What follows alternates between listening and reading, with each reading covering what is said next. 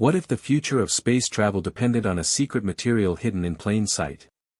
Ava Carter stared at the cracked screen of her tablet as the lab buzzed softly around her. The numbers didn't add up, the formulas wouldn't balance, and yet, deep inside, she knew she was onto something that could change everything.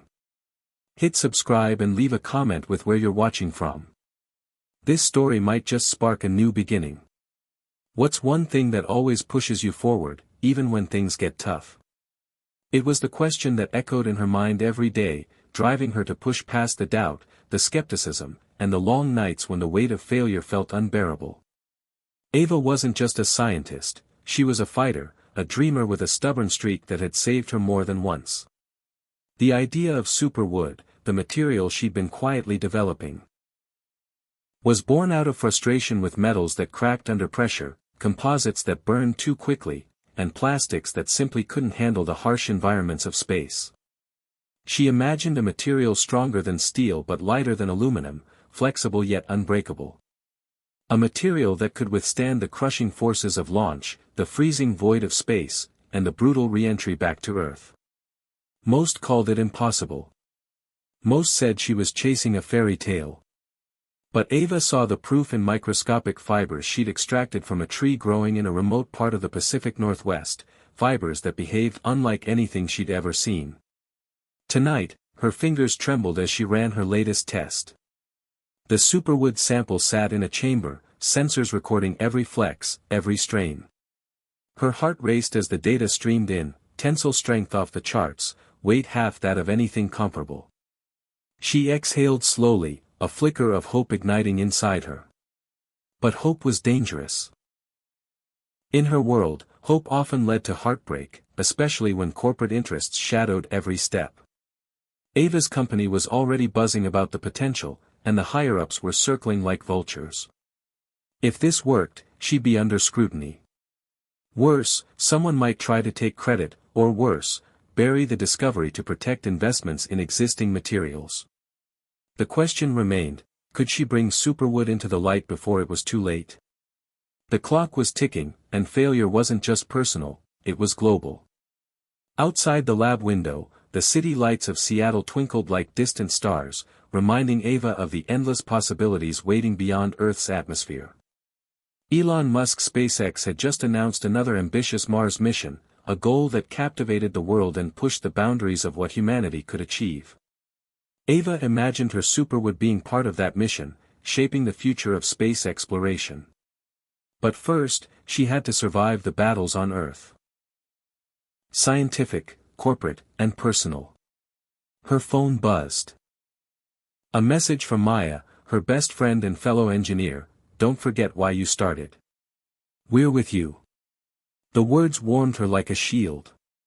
Ava thought back to everything that had brought her here, the late nights in her father's workshop where she'd watched him try to fix broken machines with little more than hope and determination, the encouragement from her mother, a science teacher who believed knowledge could change lives, the sacrifices she'd made, pushing through loneliness and doubt. This was more than just science, it was a fight for legacy, for a better future. And yet, despite the passion, doubts crept in. What if Superwood was just another failed experiment? What if the skeptics were right? The fear clawed at her resolve, but she forced it down. Because giving up was not an option. As the lab doors slid open, her colleague Jake entered, eyes sharp with skepticism. "Still chasing that wood fantasy, huh?" he smirked, dropping a heavy folder on her desk. "You really think Elon Musk's going to build rockets out of tree fibers?" Ava met his gaze steadily. "Not just tree fibers, Jake. Engineered wood. Stronger than steel, lighter than aluminum. And sustainable. This isn't fantasy. It's the future." Jake shook his head. "Good luck convincing the board. They want results, not daydreams." The tension was thick, but Ava's voice remained steady. "Then I'll give them results. Just wait." As Jake left, Ava's mind raced through the next steps, more testing, securing patents, finding allies. But the greatest challenge was yet to come, proving that Superwood wasn't just a material, but a revolution waiting to happen. In her heart, Ava knew this was just the beginning. Somewhere out there, beyond the cold vacuum of space, a mission depended on a material like hers. The question was whether she could reach it before the world's doubts crushed her. And as the night deepened, Ava Carter promised herself she would not fail. Not now. Not ever. Hit subscribe and leave a comment with where you're watching from. This story might just spark a new beginning. What's one thing that always pushes you forward, even when things get tough? Ava Carter's story didn't begin in a high-tech lab surrounded by sleek machinery and glowing screens. It began in a modest house nestled in a small Ohio town, where the scent of pine trees mixed with the faint hum of her father's old radio. She was the youngest of 2 children, born to Robert Carter, a struggling engineer with a stubborn heart, and Helen Carter, a high school science teacher who believed that knowledge could change the world. Growing up, Ava's life was a patchwork of quiet evenings filled with tinkering and the warmth of family love, but also shadows cast by financial struggles and unrealized dreams. Robert was a man haunted by the failures of his past. Once a promising engineer at a big automotive company, he'd been laid off during a wave of downsizing, and since then, he had poured his heart into small inventions that never quite caught fire. Ava watched him in the garage, surrounded by tools and half-finished projects, his hands stained with grease and his eyes filled with both hope and frustration. From him, she inherited a stubborn determination, the kind that refuses to quit even when the world says no. Helen was the balance to Robert's fierce spirit, a gentle but firm presence who spent her days in the classroom igniting curiosity in teenagers who might otherwise have drifted aimlessly. She filled their heads with the wonders of science, often reminding Ava at the dinner table, "Knowledge is power, Ava. It can take you anywhere." Those words etched themselves into Ava's mind. Yet, despite the love and encouragement, the Carter household was not without conflict. Money was always tight, and the pressure weighed on everyone. Ava remembered nights when the lights flickered, bills lay unpaid, and the laughter in the house was tinged with worry. The tension between her parents simmered beneath the surface, especially when Robert's latest invention failed yet again, leaving him despondent and silent for days. Ava learned early that dreams came with costs and sacrifices. School was her refuge. A top student with a natural curiosity, she devoured books on physics and chemistry, often losing herself in the science section at the local library. But what fascinated her most was materials science. The way nature and human ingenuity combined to create things that could change lives. When she was 12, her science fair project on natural fibers won first place, a small victory that planted a seed for her future. Outside the classroom, Ava's relationship with her younger brother, Josh, was complicated but deeply important. Josh was a free spirit, a talented artist who saw the world through a lens of colors and emotions rather than formulas and equations. Their personalities often clashed, Ava's logical mind against Josh's impulsive creativity, but beneath the surface was a fierce loyalty. They protected each other in ways words could never capture. Maya, Ava's best friend since middle school, was another crucial figure in her life. Where Ava was cautious and measured, Maya was bold and outspoken, a natural leader with a knack for rallying people. The two balanced each other perfectly. Maya's unwavering belief in Ava's potential pushed her forward during the darkest times, and Ava's steady presence grounded Maya when she veered too far into risk. Together, they dreamed of changing the world, though neither fully understood how daunting that path would be. College was a turning point. Ava earned a scholarship to a prestigious university in California, a place where the ideas flowed as freely as the ocean breeze. It was there she met professors who challenged her, classmates who inspired her, and mentors who believed in her beyond the lab results. But college also brought new pressures, the imposter syndrome that crept into her confidence, the constant need to prove herself, the sacrifices of late nights spent working instead of socializing. She threw herself into research, often skipping meals and sleep, driven by a quiet promise to her family, she would make their struggles worth it. During those years, Ava developed a fascination with sustainable materials. The world's reliance on metals and plastics felt unsustainable, and she wanted to find a solution that was both strong and kind to the planet. It was in her junior year that she first heard rumors of a rare species of tree in the Pacific Northwest with fibers unlike any other. Something about that discovery ignited a spark deep inside her, though she didn't yet know how it would change her life. After college, Ava took a job at a tech startup focused on advanced materials, a place buzzing with energy but fraught with corporate politics. She quickly learned that innovation was as much about navigating human dynamics as it was about science. Her ideas were often met with skepticism, sometimes outright dismissal, especially from male colleagues who saw her as an outsider. Yet, her resilience held firm. The memory of her father's unwavering spirit and her mother's words kept her grounded. The relationship with her family, though strained by distance and the demands of her career, remained a pillar.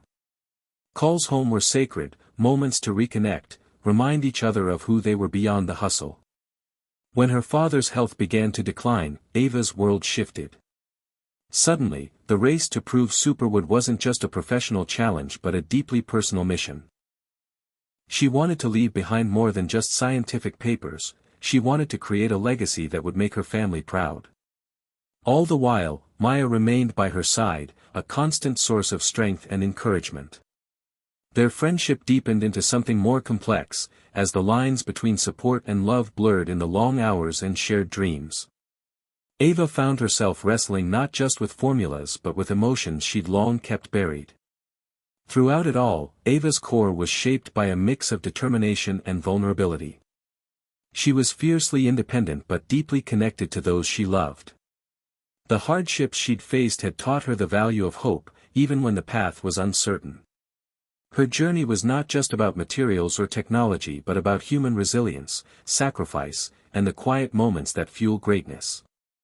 As she prepared to take the next step with Superwood, Ava carried every memory with her. The small Ohio house, her father's grease-stained hands, her mother's reassuring smile, Josh's wild creativity, and Maya's unwavering belief. These threads wove together into a tapestry of strength that would guide her through the battles ahead. In every test, every setback, every breakthrough, Ava Carter was not just chasing a material, she was chasing a future where dreams made in small towns could reach the stars. And that future was just beginning. The challenge of innovation is never just about science. For Ava Carter, it quickly became a battle against doubt, politics, and the crushing inertia of convention. The tech company where she worked was a hive of ideas and ambitions, but also a place where new concepts often clashed with entrenched interests. When Ava first presented her proposal for Superwood, the reaction was a mix of polite curiosity and veiled skepticism. A super strong engineered wood? Sounds more like a fairy tale than a breakthrough, one senior executive had remarked, his tone dripping with disbelief.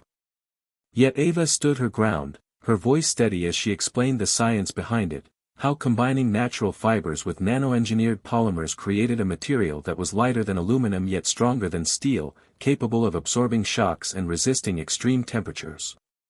This could revolutionize aerospace, construction, even everyday products, she said. The room had been silent for a long moment before the CEO finally broke in. Impressive presentation, Carter. But we invest in proven tech. We need immediate results, not dreams. Can your Superwood deliver on that timeline? That question hung in the air like a guillotine's blade. Ava knew the company wanted guaranteed profits, fast. But real innovation rarely followed a schedule. Still, she was not ready to give up. She launched a series of rigorous tests, pushing her lab team to their limits. Days bled into nights, data poured in, and the early results were promising. Superwood showed incredible resilience under stress tests and resisted degradation in simulated space environments. Yet, as the experiments progressed, obstacles emerged. The materials production process was more complex than anticipated, costly to scale, and the supply chain for the rare fibers was fragile. Worse, some colleagues began to whisper that Ava's focus on Superwood was distracting the team from more conventional projects with quicker returns. Jake, her longtime colleague and now rival, was among the harshest critics. You're chasing a ghost, Carter. We don't have the luxury to gamble on this while deadlines loom. You're risking your career, and this company's future. His words stung, but Ava refused to let them break her spirit. Instead, she doubled down, working late into the night, refining formulas, tweaking production techniques, all while managing the growing tension within her team. The pressure was relentless. One afternoon, Ava discovered that a key piece of equipment had been deliberately sabotaged, wires cut, sensors damaged, delaying a critical test. The realization hit her like a punch: someone was trying to stop her. Was it jealousy? Fear? Corporate sabotage? The lines blurred. Yet even as she faced this internal war, Ava found moments of unexpected hope. Maya, ever her staunchest supporter, organized a small group of engineers who believed in Superwood's potential. They pooled resources, stayed after hours, and shared ideas in hushed conversations. "We're not just building a material," Maya said one evening, her eyes bright with conviction. "We're building the future." Those words became a lifeline for Ava. But the external world wasn't kinder. News of her work leaked to industry insiders, sparking interest and envy alike. Large corporations began circling, some extending veiled offers of partnership or acquisition, others threatening legal battles over patents. Ava realized she was entering a minefield. The stress took a toll on her personal life too. Phone calls home became shorter, filled with distracted apologies. Josh expressed his frustration: "You're so wrapped up in work, Ava. When was the last time you just relaxed? We miss you." She wanted to explain, but the truth was complicated. The stakes were higher than just a family dinner. This was about something bigger. Still, the guilt lingered. At the office, Ava faced daily microaggressions and undermining moves. Meetings were scheduled without her, decisions made behind closed doors. The board demanded progress reports that forced her to balance optimism with the brutal honesty of ongoing setbacks. "If you can't deliver soon," the CEO warned during one tense review, "we'll have no choice but to shift priorities." That ultimatum weighed on her like a stone. Yet in the quiet moments, when the lab lights dimmed and the world outside seemed distant, Ava found strength in memories: her mother's reassuring words, her father's enduring grit, Maya's unwavering loyalty. Those were the sparks that kept the fire burning. One breakthrough came unexpectedly. While analyzing microscopic images of superwood fibers, Ava noticed a pattern, an alignment of cellulose strands that hadn't been accounted for in her models. This discovery led to a new method of fiber treatment that dramatically improved strength and flexibility. The team celebrated cautiously, aware that every victory in this project seemed to invite new challenges. But hope was a fragile thing. As the material improved, Jake launched a covert campaign to discredit Ava's work, leaking half-truths to the press and questioning her leadership. The tension exploded during a company-wide presentation when Jake publicly challenged the validity of the data, accusing Ava of manipulating results. The room erupted into chaos. Ava stood frozen for a heartbeat before gathering her courage. Calmly, she pulled up raw data sets, inviting the board and colleagues to examine the unedited results. The silence that followed was thick, but the evidence was undeniable. She had science on her side. Still, the damage was done. Trust was fractured. Behind the scenes, Ava learned that corporate executives were weighing whether to cut funding or bring in outside experts. The pressure mounted to either produce a prototype or abandon the project entirely. In a moment of vulnerability, Ava confided in Maya: "What if I'm wrong? What if this is just a fantasy?" Maya squeezed her hand. "Then we fail together. But if you're right, if Superwood can change the world, then it's worth every risk." With renewed determination, Ava pushed forward. She secured a small private grant, allowing the team to build a scaled-down prototype. Testing days were nerve-wracking. Every creak, every flex of the material under stress was scrutinized. Then came the moment the lab fell silent: the prototype held. It didn't just hold, it exceeded expectations, flexing under loads that would shatter steel. The victory was bittersweet. Ava knew this was only the beginning of a longer fight. The company still hesitated to commit fully, and the shadow of sabotage and rivalry loomed large. But for the first time, Ava glimpsed the possibility of turning Superwood from a dream into reality. The fight ahead would be brutal, but she wasn't alone. With Maya and a small circle of believers, Ava Carter was ready to take on the world, and maybe even Elon Musk himself. Because in the race for the future, innovation wasn't just about materials, it was about who had the courage to believe in the impossible and never let go. The quest for Superwood was no longer just a series of lab tests and presentations. It became a journey that pulled Ava Carter far beyond the fluorescent lights of her office and into the wild unknown where the raw materials for her vision still thrived. It started with a call from an old contact, Dr. Samuel Reyes, a botanist who had spent decades studying the rare Pacific Northwest forests. "Ava," he said, voice crackling through the phone, "there's a particular tree species, Pseudotsuga sylvestris, that no one really understands. Its fibers have unusual tensile properties. I think it might be exactly what you're looking for." Ava's heart pounded as she booked a flight to Oregon, the rugged landscape where Samuel's research station was nestled in dense, misty woods.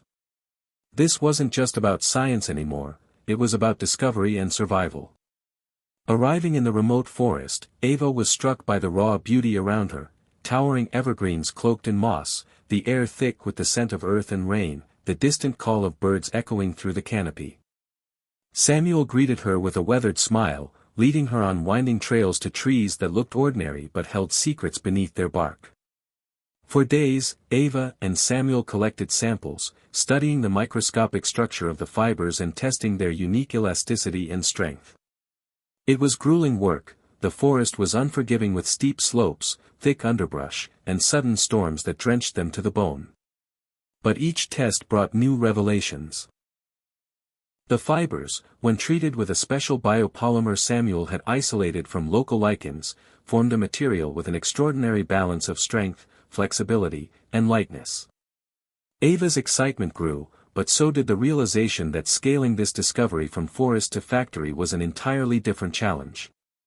Back at the lab, Ava coordinated with her engineering team to develop a method for synthesizing the biopolymer and treating the fibers at scale.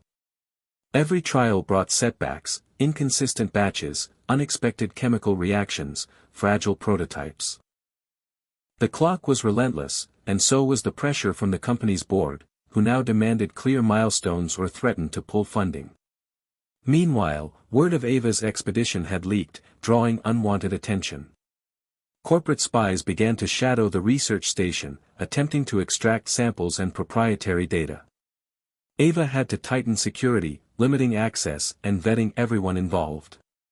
The atmosphere became charged with tension, and the sense of a race against unseen adversaries grew heavier.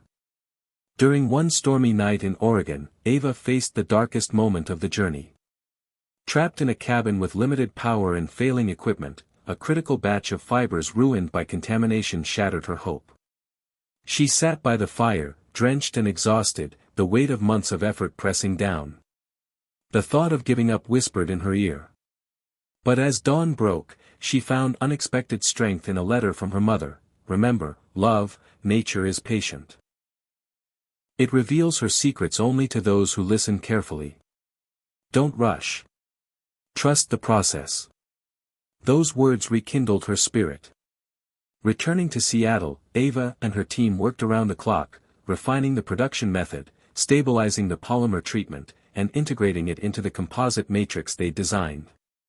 They built a series of test panels and structural components, pushing them to limits never before achieved with natural materials. The results were astonishing. Superwood prototypes began outperforming aerospace-grade metals in weight-to-strength ratios, impact resistance, and durability under temperature extremes. But the journey wasn't over. To prove Superwood's worth, Ava needed a real-world test, something bold enough to convince skeptics and powerful enough to change minds. The opportunity came unexpectedly. SpaceX announced a call for innovative materials to be tested on their upcoming Starship mission prototype. It was a long shot, but Ava knew this was her chance. She prepared a detailed proposal, highlighting Superwood's potential to reduce spacecraft weight, improve safety, and lower costs. The company's board was skeptical but intrigued, giving tentative approval for a limited collaboration. The pressure ramped up. The clock ticked down as Ava coordinated with SpaceX engineers, sharing data and adapting Superwood components for the harsh realities of rocket design. Every day was a battle to meet deadlines, troubleshoot unexpected problems, and fend off internal dissent. Jake's sabotage attempts intensified, now aimed at disrupting communication with SpaceX and spreading rumors that Superwood was unsafe. Ava's reputation was on the line, but she refused to be cowed. Then came the moment everyone had been waiting for, the first test installation of Superwood panels on the Starship prototype. Ava stood beside the launch pad, the towering rocket gleaming under the sun, her heart pounding with a mix of fear and hope. As the engineers completed the installation, she scanned the crowd of reporters and company executives, knowing that this was a turning point. The countdown began, engines ignited, and the prototype soared into the sky. Sensors monitored every vibration, heat spike, and structural flex. When the ship returned safely, the data was clear. Superwood had passed with flying colors, absorbing stress and impact better than any traditional material on board. The news spread like wildfire. Suddenly, Ava Carter and Superwood were headline stories, hailed as the future of space engineering. Investors called, partnerships formed, and the company's board shifted from skepticism to enthusiastic support. But Ava knew the journey had only just begun. Behind the triumph lay new battles, scaling production sustainably, protecting intellectual property from corporate vultures, and navigating the ethical questions of using natural resources in industrial applications. Her relationship with Maya deepened as they faced these challenges together, their bond a source of comfort and strength amid the chaos. Ava also reached out to her family, sharing the victories and the scars. Her father's pride was palpable, her mother's quiet wisdom a guiding light. The road ahead was still long and uncertain, but for the first time, Ava felt the tangible reality of her dreams. The quest for Superwood had transformed from a desperate gamble to a pioneering journey, one that might redefine not only space travel but humanity's relationship with the natural world. And as the stars glittered above the launch site that night, Ava Carter knew that she was exactly where she was meant to be, on the edge of discovery, ready to change the world. The emotional climax of Ava Carter's journey arrived not with a triumphant fanfare but in a quiet, shattering moment that tested every fiber of her being. It was a day that began like any other in the lab but ended with a revelation that would shake her to her core. After months of relentless work, countless sleepless nights, and battles fought both in boardrooms and in the shadows, Ava was preparing for the final round of stress tests on Superwood prototypes destined for SpaceX's next Starship mission. The entire team was tense but hopeful, aware that success would secure the future of their breakthrough material. Yet beneath that hope lay an undercurrent of fear. The stakes had never been higher, and Ava felt the weight of not just professional expectations but deeply personal ones as well. As the tests commenced, Ava watched intently as machines applied forces beyond what any natural material should withstand. Data streamed in, and initial results were promising. Superwood was performing as predicted, even exceeding expectations. But then, during a particularly rigorous impact test, the unthinkable happened. A panel failed. Not just a minor fracture or a crack, but a catastrophic failure that sent shards flying and triggered emergency shutdowns. The lab was silent, the hum of machines replaced by a stunned quiet. Ava's heart sank. How could this happen? She combed through the data, the production logs, the supply chain notes, desperate for an explanation. What she found shattered her in ways the physical failure could not. A batch of fibers used in that failed panel came from a supplier that had cut corners, contaminated material, inconsistent quality, and falsified documentation. The betrayal was staggering. She felt as if the ground beneath her had crumbled. For all her vision, all her careful planning, her dream had been compromised by human greed and negligence. The emotional weight was overwhelming. Ava retreated into herself, the isolation deepening as doubts crept in. Was she blind to the signs? Had her ambition clouded her judgment? The project that had consumed her life suddenly felt fragile and vulnerable. In that dark moment, Maya was her anchor. She refused to let Ava spiral. "This isn't the end," Maya said firmly, her voice steady despite the chaos. "It's a setback, yes, but it's also a test of who you are. You've faced worse and come back stronger. We will fix this, together." With Maya's support, Ava confronted the reality of the situation head-on. She exposed the supplier's fraud, cutting ties and tightening quality controls. It meant delays and additional costs, but it also reaffirmed her commitment to integrity and excellence. The board was furious but ultimately agreed to give the project another chance, recognizing the importance of trust in their venture. Yet the emotional toll lingered. Ava found herself questioning not just the project but her own capacity to lead. The strain seeped into her personal life. Calls home became longer and more fraught, as she struggled to explain the turmoil without burdening her family. Her father, now weakened by illness, offered quiet wisdom: "Every failure teaches you something, Ava. The world isn't just built on success, it's built on how you rise when you fall." That sentiment echoed through her days. The crisis forced Ava to re-examine her relationship with Maya, too. Their friendship, already complex, now deepened into something more vulnerable and honest. They shared fears, hopes, and the unspoken pressures that came with chasing a dream so big it threatened to consume them both. Together, they navigated the difficult balance between professional ambition and personal connection. The second round of prototype tests was painstaking and meticulous. Every batch was scrutinized, every fiber analyzed under electron microscopes. Ava poured herself into the work, fueled by a renewed sense of purpose and the resolve to prove that Superwood was more than just a scientific breakthrough, it was a symbol of resilience. When the new panels passed the tests with flying colors, the relief was palpable. But Ava knew better than to celebrate prematurely. The material had to perform not just in the lab but in the unforgiving environment of space. The moment of truth came when SpaceX scheduled the launch of their Starship prototype equipped with Superwood components. The launch was broadcast worldwide, watched by investors, engineers, and dreamers alike. Ava stood among the crowd, heart pounding as the rocket ignited and soared skyward. Real-time data streamed back, showing Superwood enduring heat, pressure, and impact better than expected. The successful landing triggered cheers and tears.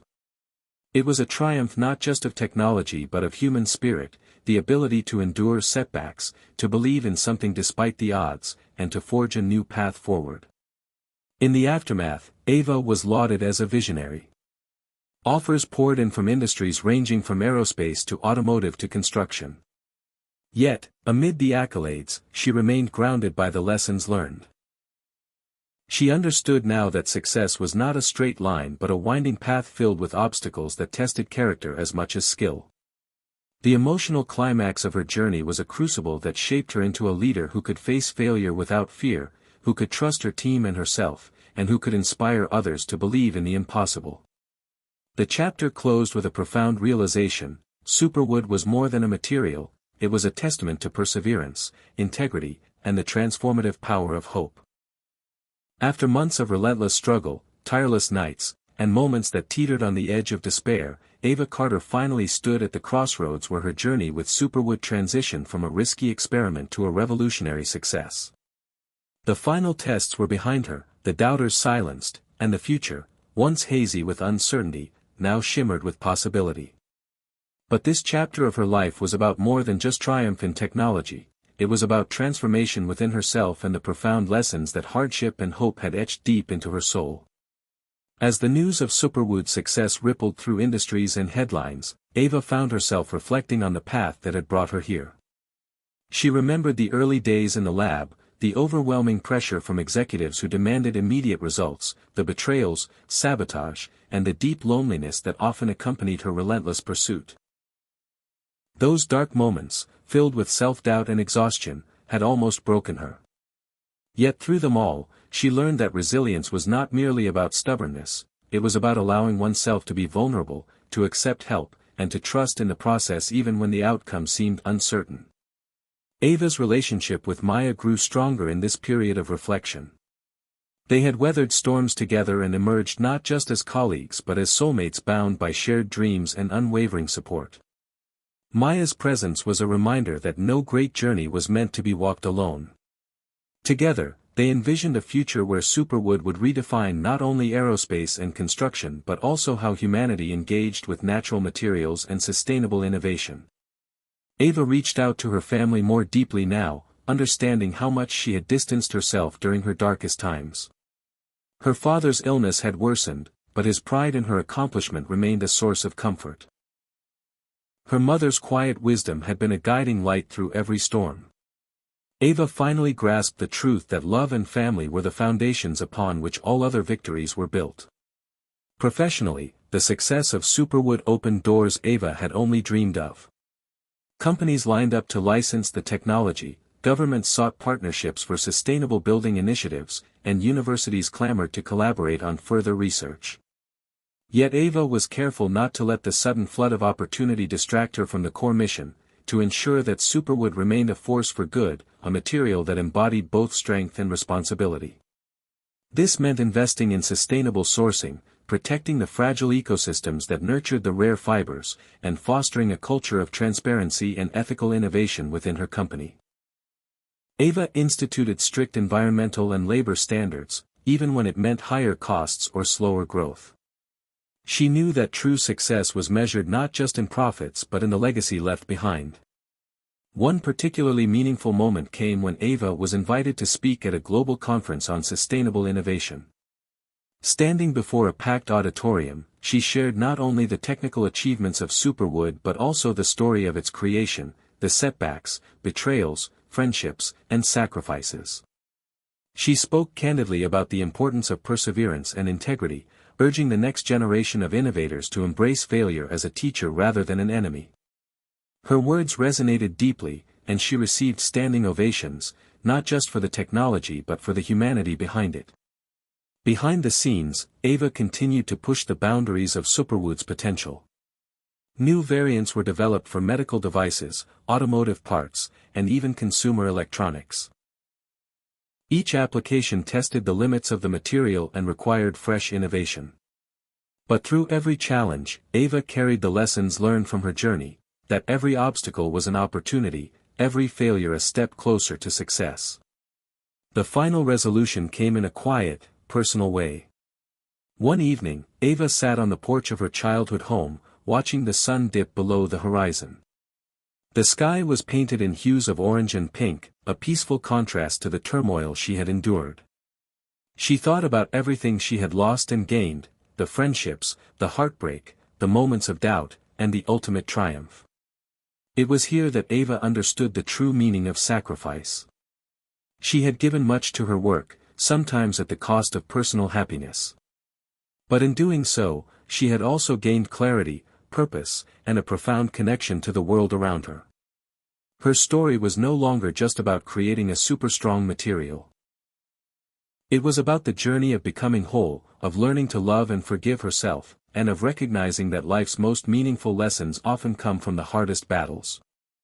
As the stars emerged overhead, Ava whispered a promise to herself, to carry forward the spirit of Superwood, not just as a material but as a metaphor for strength born from vulnerability and hope forged through perseverance. She knew there would be more challenges ahead, more battles to fight, but she was ready. Because she had learned that life, with all its surprises and trials, was an adventure worth embracing. The story of Superwood, and of Ava Carter, was just beginning. The future was wide open, and love, family, and sacrifice would always light the way. Life is full of surprises, Ava thought, but love will always lead the way. She smiled softly, feeling the weight of that truth settle in her heart, ready to guide her next steps. And with that, the chapter closed on a story of innovation, resilience, and profound human connection, one that would inspire generations to come. With the success of Superwood firmly established, Ava Carter faced a new challenge, expanding the technology beyond its initial applications and ensuring it could meet the demands of a rapidly changing world. The initial triumph with SpaceX's Starship prototype had sparked global interest, but Ava understood that the real test of Superwood's worth lay in its ability to adapt, evolve, and contribute meaningfully to industries beyond aerospace. Her vision was grand but clear: Superwood was not just a material. It was a revolution that could reshape manufacturing, sustainability, and even society's relationship with nature. Ava began by assembling a diverse team of experts, material scientists, engineers, environmentalists, and business strategists, all committed to pushing the boundaries of what Superwood could achieve. The goal was to explore new markets, innovate novel composites, and develop scalable production methods that respected environmental limits.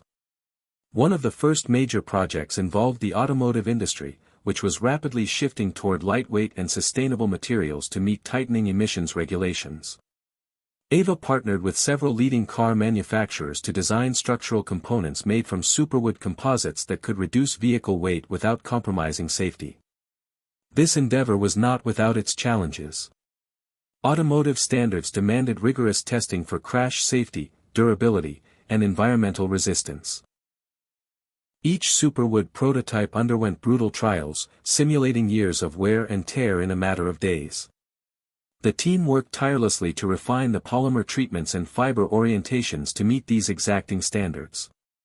Months of experimentation paid off when a Superwood reinforced chassis passed a full crash test with exceptional performance, outperforming many traditional metal components. The success opened doors to pilot programs and began shifting the automotive industry's perception of natural composite materials.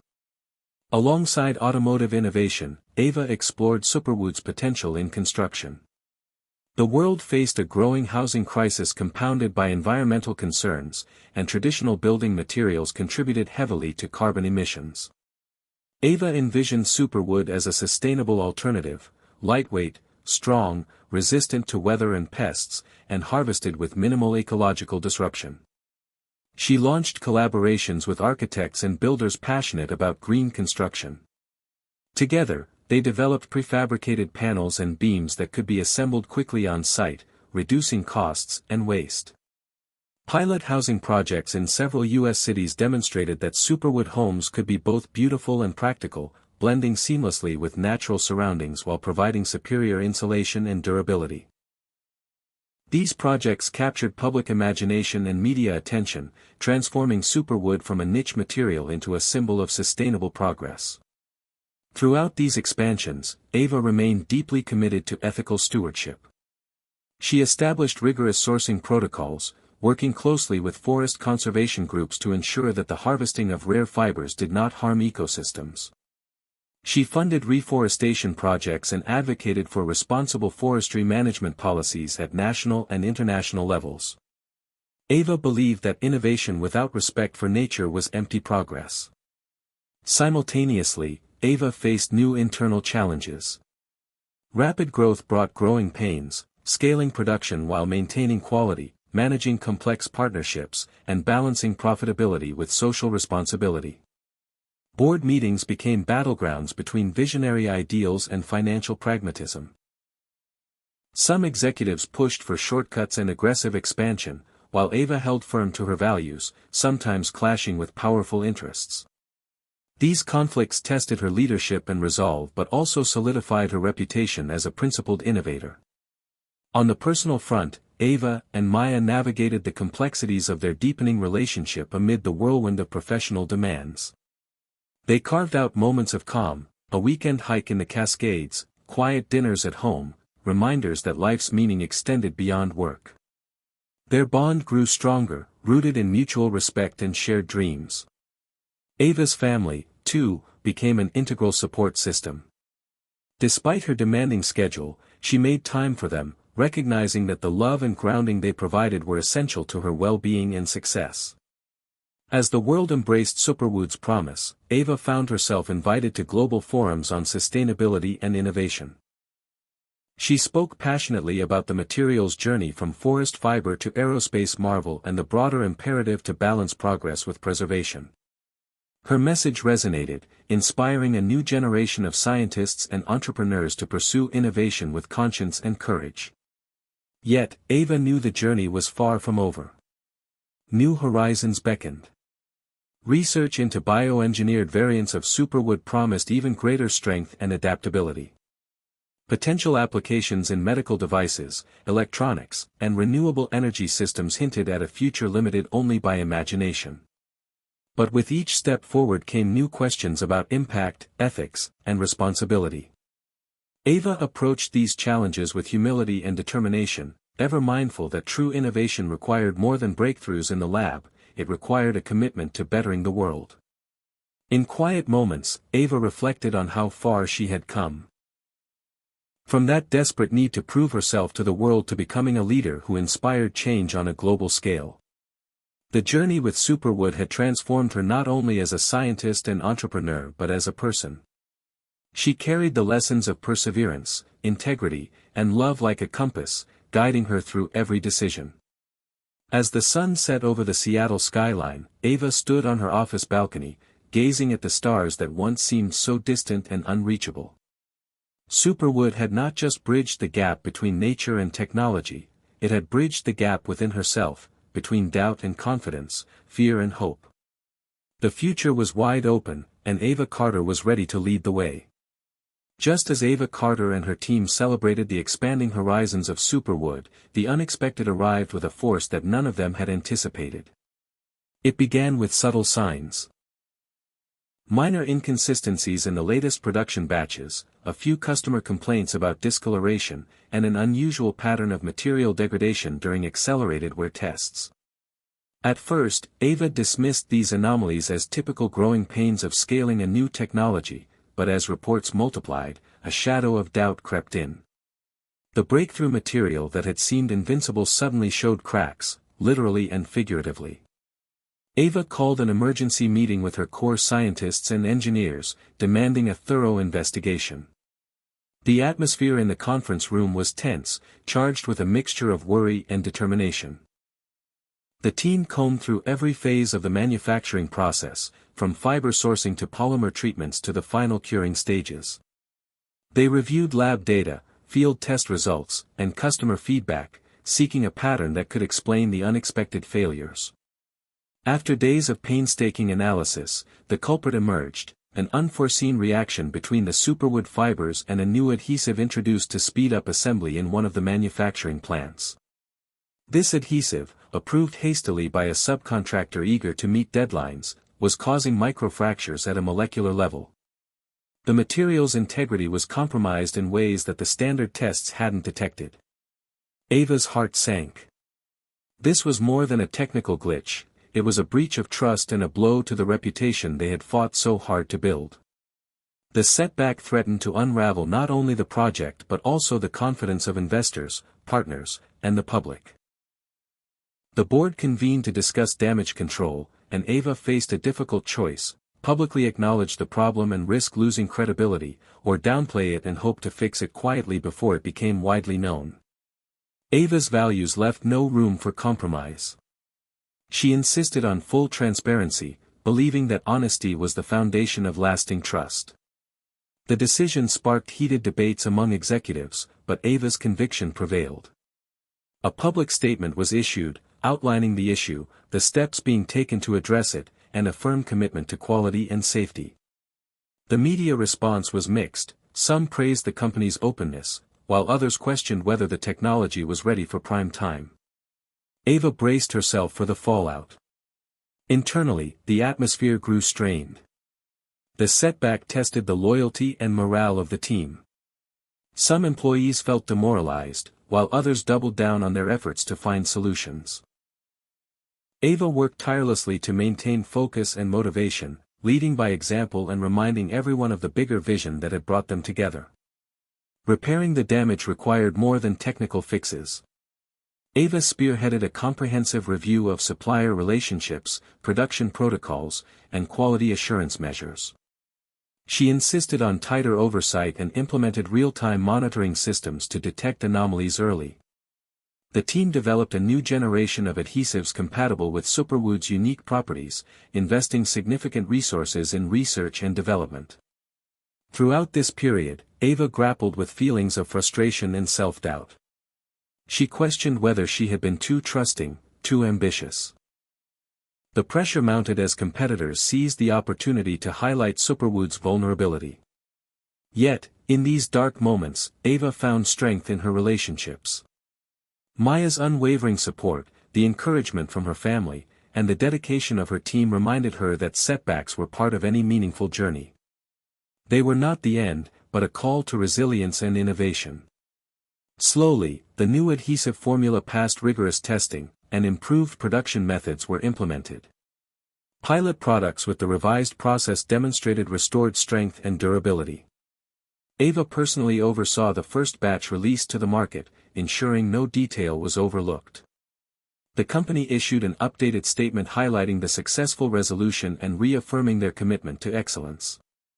This transparency gradually rebuilt confidence among customers and investors. The setback became a turning point rather than a defeat. Ava used the experience to strengthen the company's culture of accountability and continuous improvement. She encouraged open communication, empowering employees at all levels to speak up about potential issues.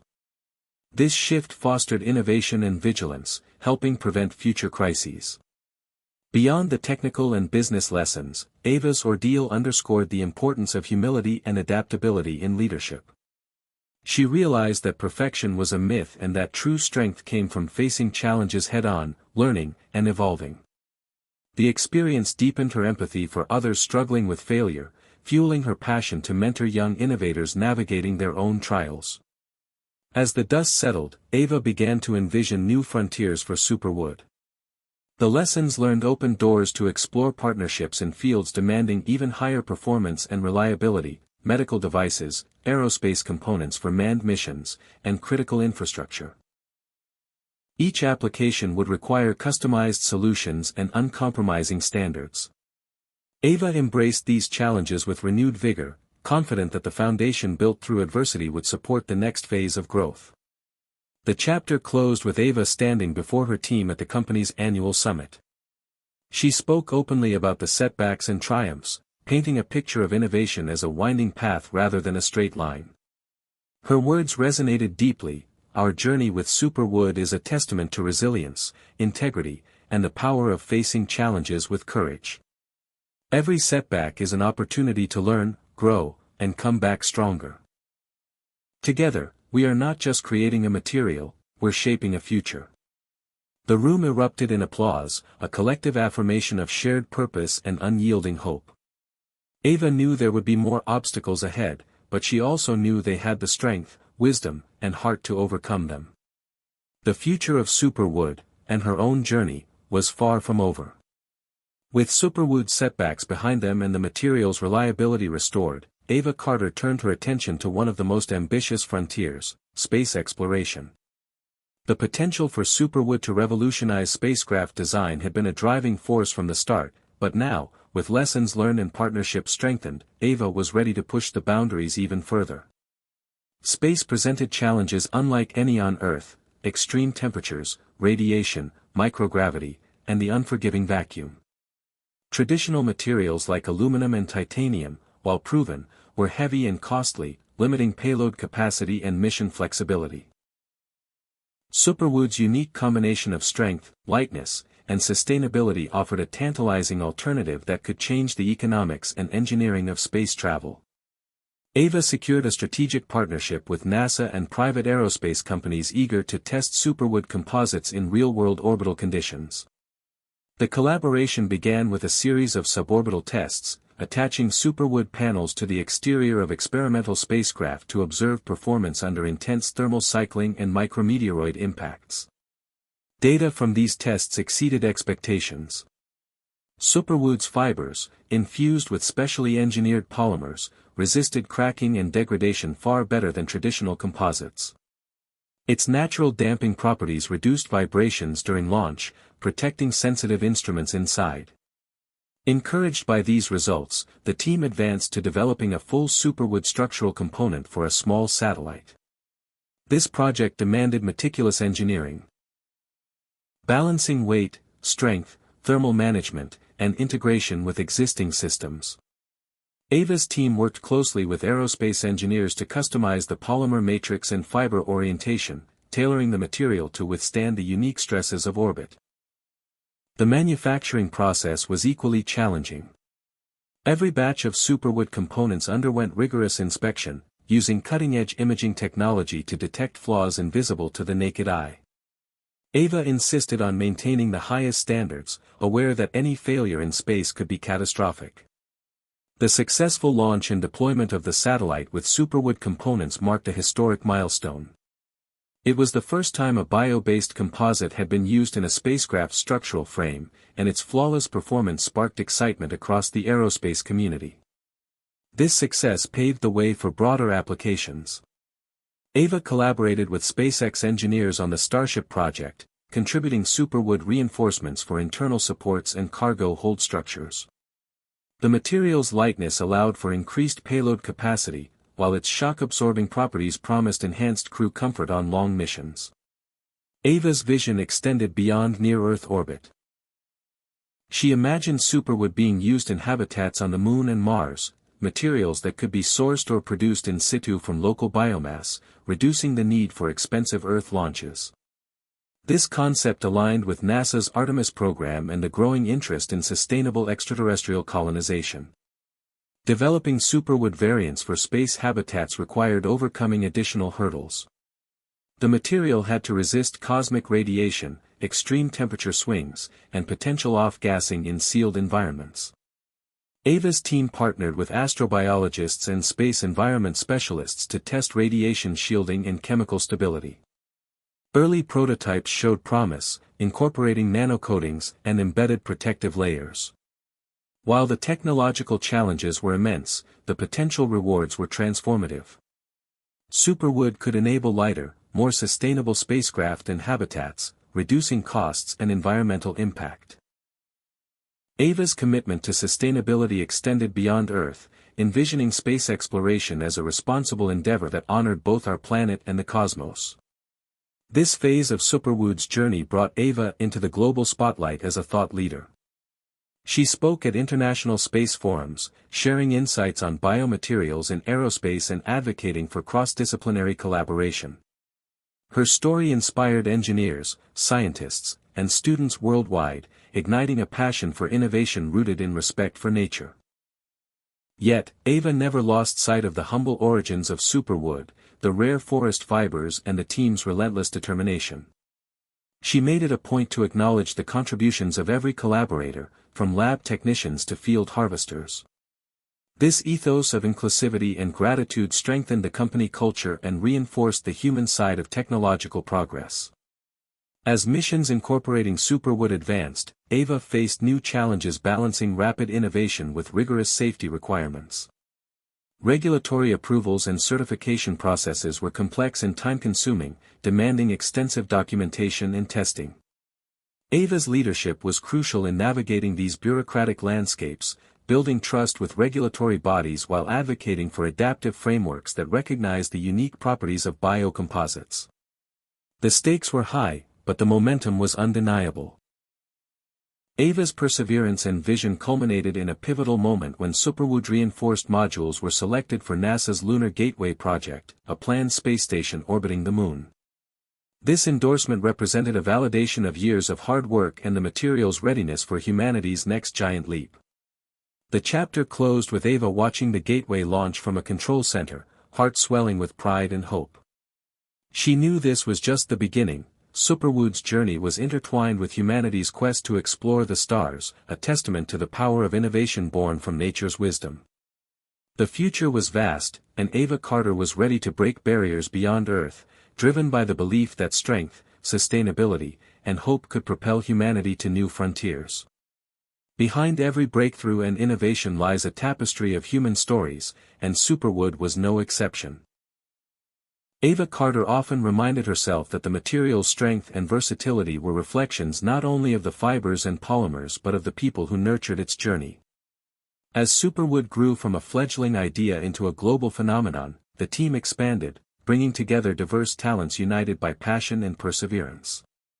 One of the earliest and most influential figures was Dr. Miguel Ramirez, a materials scientist whose quiet brilliance shaped much of Superwood's polymer chemistry. Miguel was a first-generation American, the son of immigrants who had instilled in him a fierce work ethic and a love of discovery.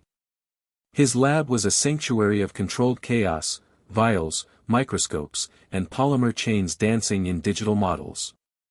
Miguel's approach was meticulous and patient. He believed every molecule told a story, and unlocking their secrets required both rigor and creativity. When Ava first recruited him, Miguel was skeptical about the viability of natural fibers in high-performance composites, but her vision and determination sparked a curiosity that fueled years of groundbreaking research. His contributions were pivotal in developing the adhesive formulations that finally passed rigorous aerospace standards after the setbacks. Miguel's story was one of quiet triumph, overcoming doubts, cultural expectations, and the challenge of blending scientific precision with entrepreneurial urgency. Then there was Priya Singh, a mechanical engineer whose expertise in stress analysis helped bridge the gap between lab science and real-world applications. Priya's journey was marked by resilience and grit. Growing up in a small town in Ohio, she faced limited resources but nurtured an insatiable curiosity about how things worked. She was known for her tenacity in the face of skepticism and her ability to translate complex data into actionable design improvements. Priya's work was instrumental in the automotive partnerships, ensuring that Superwood composites met and exceeded safety standards. Her voice in the boardroom was assertive yet empathetic, advocating for ethical decisions even when they conflicted with short-term profits. Outside the lab, Priya was a mentor to young women in STEM, leading workshops and inspiring the next generation to break barriers. Field operations introduced Ava to Jamal Washington, whose role as a supply chain coordinator was critical in sourcing rare fiber sustainably. Jamal's background in forestry and environmental science gave him a unique perspective on balancing industrial demand with ecological stewardship. Raised in the Pacific Northwest, Jamal had a deep connection to the forests and a personal commitment to conservation. His work involved navigating complex relationships with local communities, indigenous groups, and regulatory agencies. Jamal's ability to build trust and communicate transparently ensured that Superwood's harvesting protocols respected biodiversity and fostered reforestation efforts. Ava often relied on Jamal's insights to align business growth with environmental responsibility. At the heart of the company culture was Maya Lee, Ava's partner and chief operating officer, whose strategic vision and operational expertise kept the growing enterprise agile and efficient. Maya's background in finance and logistics complemented Ava's scientific focus, and together they formed a formidable leadership team. Maya's calm decisiveness in crises, including the public setbacks, was a stabilizing force. She balanced empathy with pragmatism, always reminding the team of the bigger picture and the human impact of their work. Their personal relationship enriched their professional partnership, grounding them in shared values and mutual respect. Maya's story was one of breaking conventions, navigating a male-dominated industry while maintaining authenticity and kindness. Each person's story intertwined with Ava's own journey. The childhood doubts, the sacrifices, the moments of triumph and despair.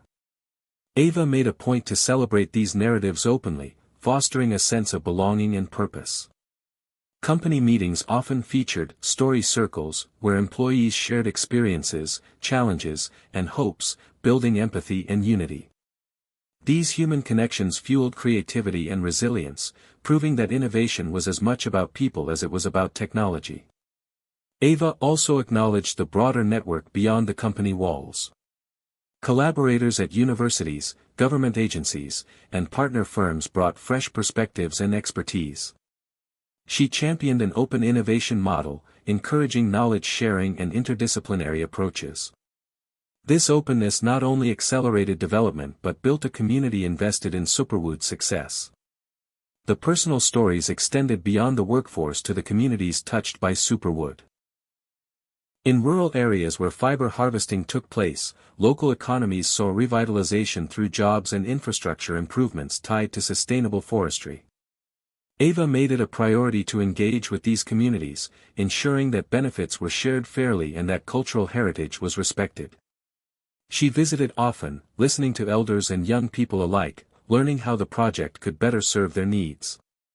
These experiences deepened her understanding of the complex web connecting innovation, environment, and society.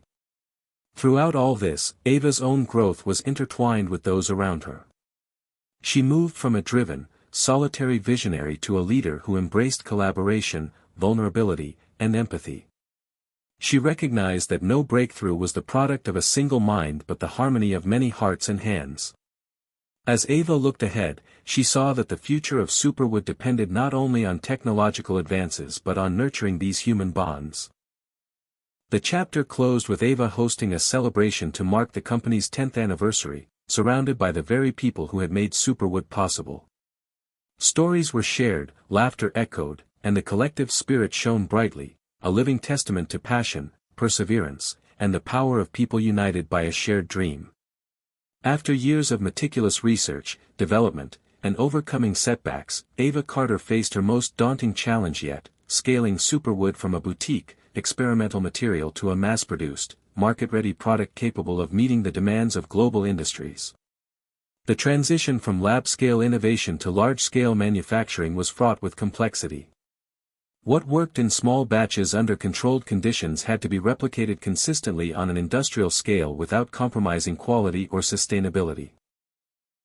Ava knew that this phase would determine whether Superwood could fulfill its promise or become another brilliant idea lost in translation. The company invested heavily in building a state-of-the-art manufacturing facility in the Midwest, strategically located near sustainable fiber sources and major transportation hubs. Ava was deeply involved in the design of the plant, insisting on integrating the latest automation technologies while maintaining flexibility for ongoing material improvements. The factory's production line was a marvel of modern engineering, robots expertly weaving fibers, sophisticated chemical reactors blending polymers, and real-time quality monitoring systems tracking every step. However, the complexity of Superwood's proprietary formulation meant that no off-the-shelf solutions were sufficient. The team had to innovate new equipment and processes tailored specifically to their unique material. This required collaboration with equipment manufacturers, process engineers, and software developers to create custom machinery and control systems. Each component of the plant was tested repeatedly to ensure precision and reliability. Even with cutting-edge technology, human expertise remained irreplaceable. Ava assembled a team of experienced production managers and technicians who understood both the science and the art of manufacturing Superwood. Training programs emphasized attention to detail, troubleshooting skills, and the company's core values of sustainability and quality. Ava's leadership style, open, communicative, and hands-on, fostered a culture of continuous learning and problem-solving on the factory floor. As production ramped up, early signs of success were tempered by unexpected challenges. Scaling chemical processes often revealed hidden bottlenecks, variations in fiber quality, polymer curing inconsistencies, and supply chain disruptions threatened to delay schedules. Ava's team tackled these issues methodically, using data analytics to identify root causes and rapid prototyping to test solutions. Transparency with partners and customers remained a priority, with frequent updates about progress and setbacks. The pressure was immense. Investors and stakeholders watched closely, eager for proof that Superwood could scale without sacrificing the attributes that made it revolutionary. Ava balanced this external scrutiny with internal motivation, reminding her team of the vision driving their work, a material that could transform industries, empower sustainable growth, and inspire future generations. To further expand capacity, Ava explored partnerships with established manufacturers who had the infrastructure and expertise to accelerate production. Negotiations were complex, requiring alignment on quality standards, intellectual property protection, and shared commitment to sustainability. Ava's reputation for integrity and vision helped build trust, resulting in joint ventures that expanded Superwood's footprint without diluting its core principles. Meanwhile, the team worked tirelessly to reduce production costs. Innovations in fiber extraction techniques, polymer recycling methods, and energy-efficient curing processes gradually lowered expenses, bringing Superwood closer to price points competitive with conventional materials. Ava championed investment in renewable energy for the factory, including solar panels and waste heat recovery systems, reinforcing the company's environmental mission. Marketing efforts pivoted to emphasize Superwood's scalability and commercial viability. Ava personally led presentations at industry conferences, sharing detailed case studies of mass production milestones and real-world applications. Media coverage highlighted the company's growth story, portraying Superwood as a symbol of American innovation and resilience. Customer interest surged, with inquiries from automotive giants, aerospace firms, and construction companies eager to integrate the material into their products. Yet, Ava remained grounded. She understood that mass production was not an endpoint but a new chapter demanding vigilance and adaptability. Continuous quality control was paramount, requiring sophisticated sensors and AI-driven analytics to monitor every batch and detect anomalies instantly. The company invested in expanding its research and development team to refine formulations based on feedback from mass-produced products in the field. Employee well-being also became a focus as production demands increased. Ava introduced wellness programs, flexible schedules, and professional development opportunities to maintain morale and prevent burnout. She believed that a healthy workforce was essential to sustaining high performance and innovation. The chapter's tension peaked when a critical supply chain disruption threatened to halt production. A key fiber supplier experienced a devastating wildfire, impacting harvest volumes and transportation. Ava mobilized crisis response teams, sourcing alternative suppliers while accelerating reforestation efforts and community aid. The experience underscored the interconnectedness of sustainability and supply chain resilience. Ava's transparent communication with customers and partners during the crisis strengthened relationships and demonstrated the company's commitment to ethical practices. As production stabilized, Superwood began appearing in mainstream products, car interiors that were lighter and more durable, eco-friendly furniture lines, and protective panels in commercial buildings. Early adopters praised the material's performance and aesthetics, driving word of mouth and boosting sales. Ava's vision of transforming everyday life with Superwood was coming into focus. The chapter concluded with Ava standing on the factory floor during the official launch of full-scale production, surrounded by the team that had weathered every challenge. She reflected on the journey. From a spark of inspiration to a bustling plant producing tons of a revolutionary material. Her closing words captured the moment: scaling up is more than machines and metrics, it's about people, passion, and purpose. Together, we're proving that sustainable innovation can change the world, one fiber at a time. The applause echoed as Ava looked ahead, ready for the next phase of growth and impact. Hit subscribe and leave a comment with where you're watching from. This story might just spark a new beginning. What's one thing that always pushes you forward, even when things get tough? As Superwood's mass production capabilities matured and its presence in various industries grew, Ava Carter soon realized that the true test was not just technological innovation or scaling up manufacturing but navigating the cutthroat world of established market giants.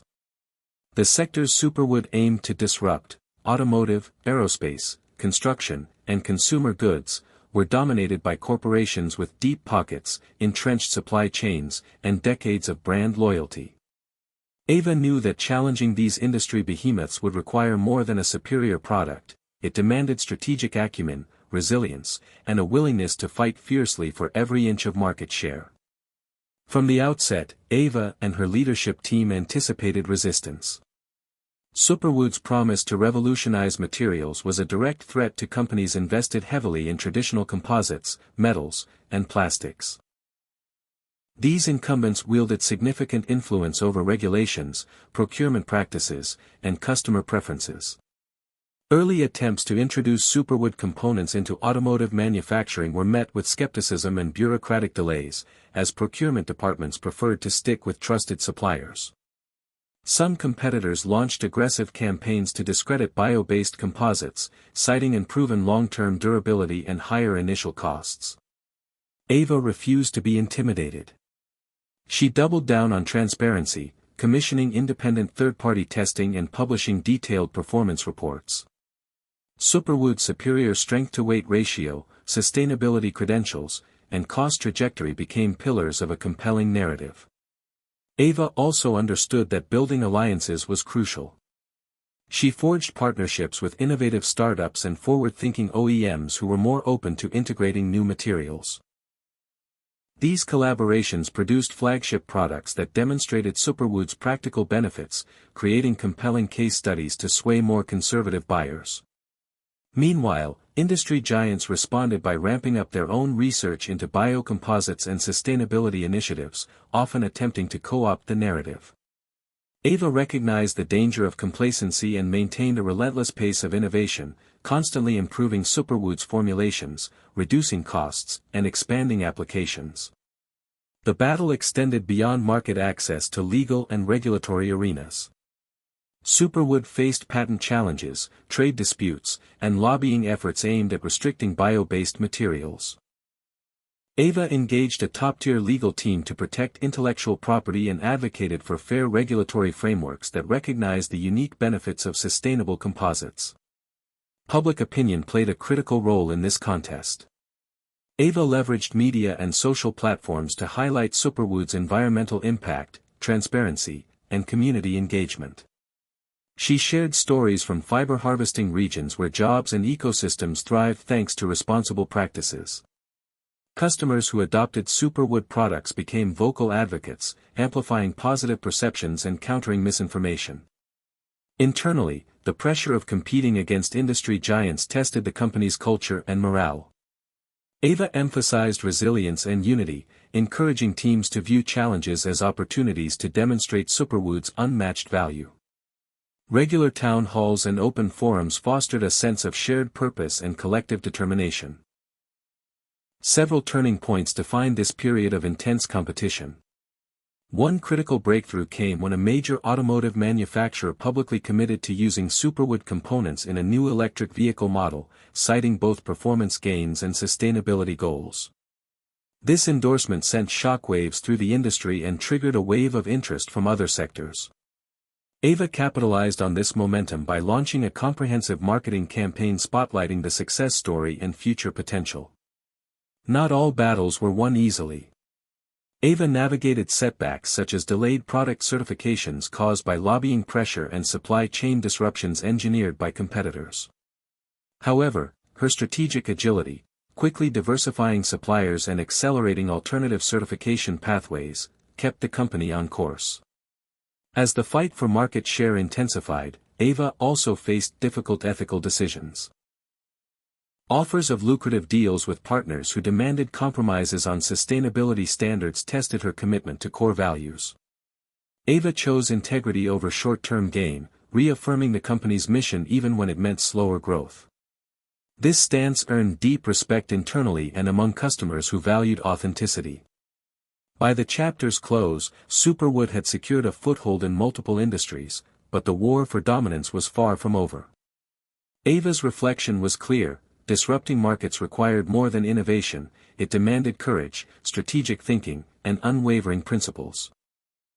The final scene captured Ava standing before a global industry conference, addressing skeptics and supporters alike with resolve: "We're not just selling a material, we're leading a movement toward a sustainable future.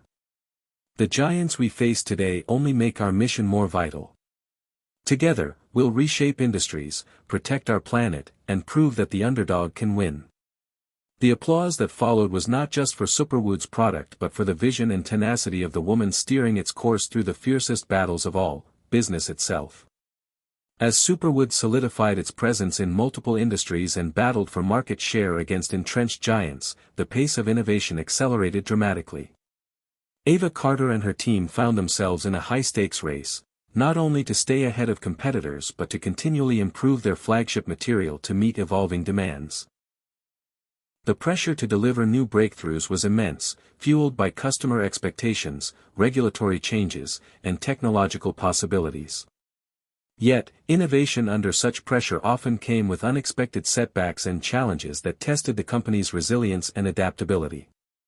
One of the most ambitious projects during this period was developing a next-generation Superwood composite tailored specifically for extreme environments. While the original Superwood had proven effective for aerospace and automotive applications, new customers in defense and deep-sea exploration sought materials capable of withstanding higher pressures, corrosive conditions, and even electromagnetic interference. Ava assembled a cross-disciplinary team of chemists, engineers, and physicists to tackle this challenge. The project, codenamed Titan, aimed to create a hybrid composite that integrated Superwood fibers with advanced nanomaterials to boost resistance and functionality. Early prototypes showed promise. Embedding carbon nanotubes within the polymer matrix enhanced strength and electrical conductivity, opening doors to smart materials that could monitor their own structural integrity. The potential applications were exciting: self-healing spacecraft panels, adaptive car chassis, and corrosion-resistant sub-sea equipment. However, the development process was arduous. Combining natural fibers with synthetic nanomaterials introduced complex chemical interactions that affected curing times and bonding quality. Small variations in temperature or humidity during manufacturing caused inconsistencies that delayed production runs. Ava's team implemented rigorous quality controls and iterative testing to fine-tune formulations, but progress was slower than anticipated. Meanwhile, external pressures mounted. Competitors accelerated their own research into similar hybrid composites, some backed by massive government contracts. Ava had to weigh the risks of investing heavily in unproven technologies against the need to stay competitive. To mitigate this, she encouraged parallel projects exploring incremental improvements to existing Superwood variants, balancing moonshot ambitions with practical enhancements. This dual approach paid off in several areas. Incremental tweaks in polymer chemistry improved moisture resistance, extending product lifespan in outdoor applications.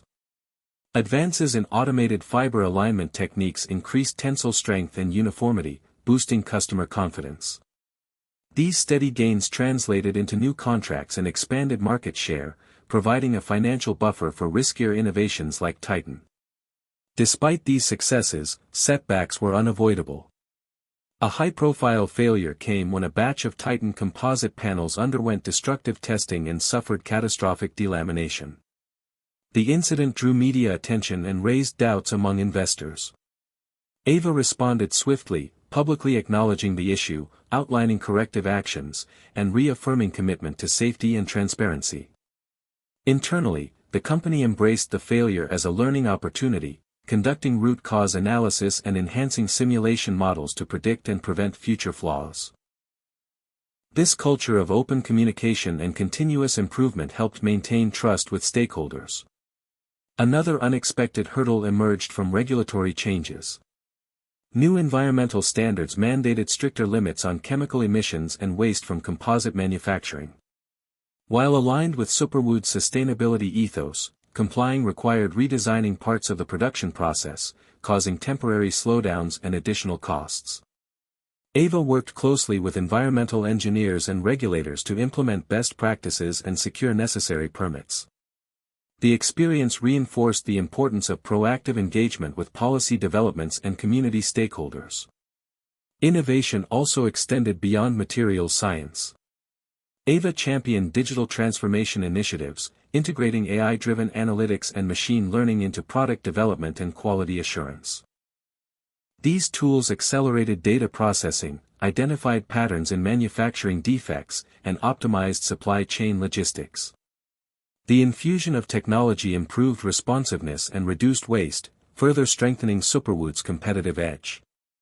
During this intense period, Ava's leadership was pivotal. She maintained a delicate balance between pushing boundaries and managing risk, fostering a collaborative environment where ideas flowed freely and setbacks were treated as stepping stones rather than failures. She encouraged cross-team workshops, hackathons, and innovation sprints that energized the workforce and kept creativity alive under pressure. At the same time, Ava took care to support employee well-being, recognizing that burnout could undermine even the most talented teams. Despite the whirlwind of challenges, moments of triumph invigorated the company. A breakthrough came when Titan prototypes successfully passed simulated deep-sea pressure tests and electromagnetic shielding assessments, validating months of painstaking work. The achievement unlocked contracts with defense agencies and subsea exploration firms eager for advanced materials. Ava celebrated this milestone with the team, emphasizing that perseverance and collaboration made innovation possible even in the face of adversity. The chapter closed with Ava reflecting on the nature of innovation itself. She realized that progress was rarely linear, it was a cycle of discovery, trial, error, and adaptation. The true measure of success was not avoiding setbacks but learning quickly and emerging stronger. This mindset, she believed, was what would carry Superwood and humanity forward into a future shaped by sustainable, intelligent materials. As Ava prepared for the next phase of growth, she remained focused on the core mission.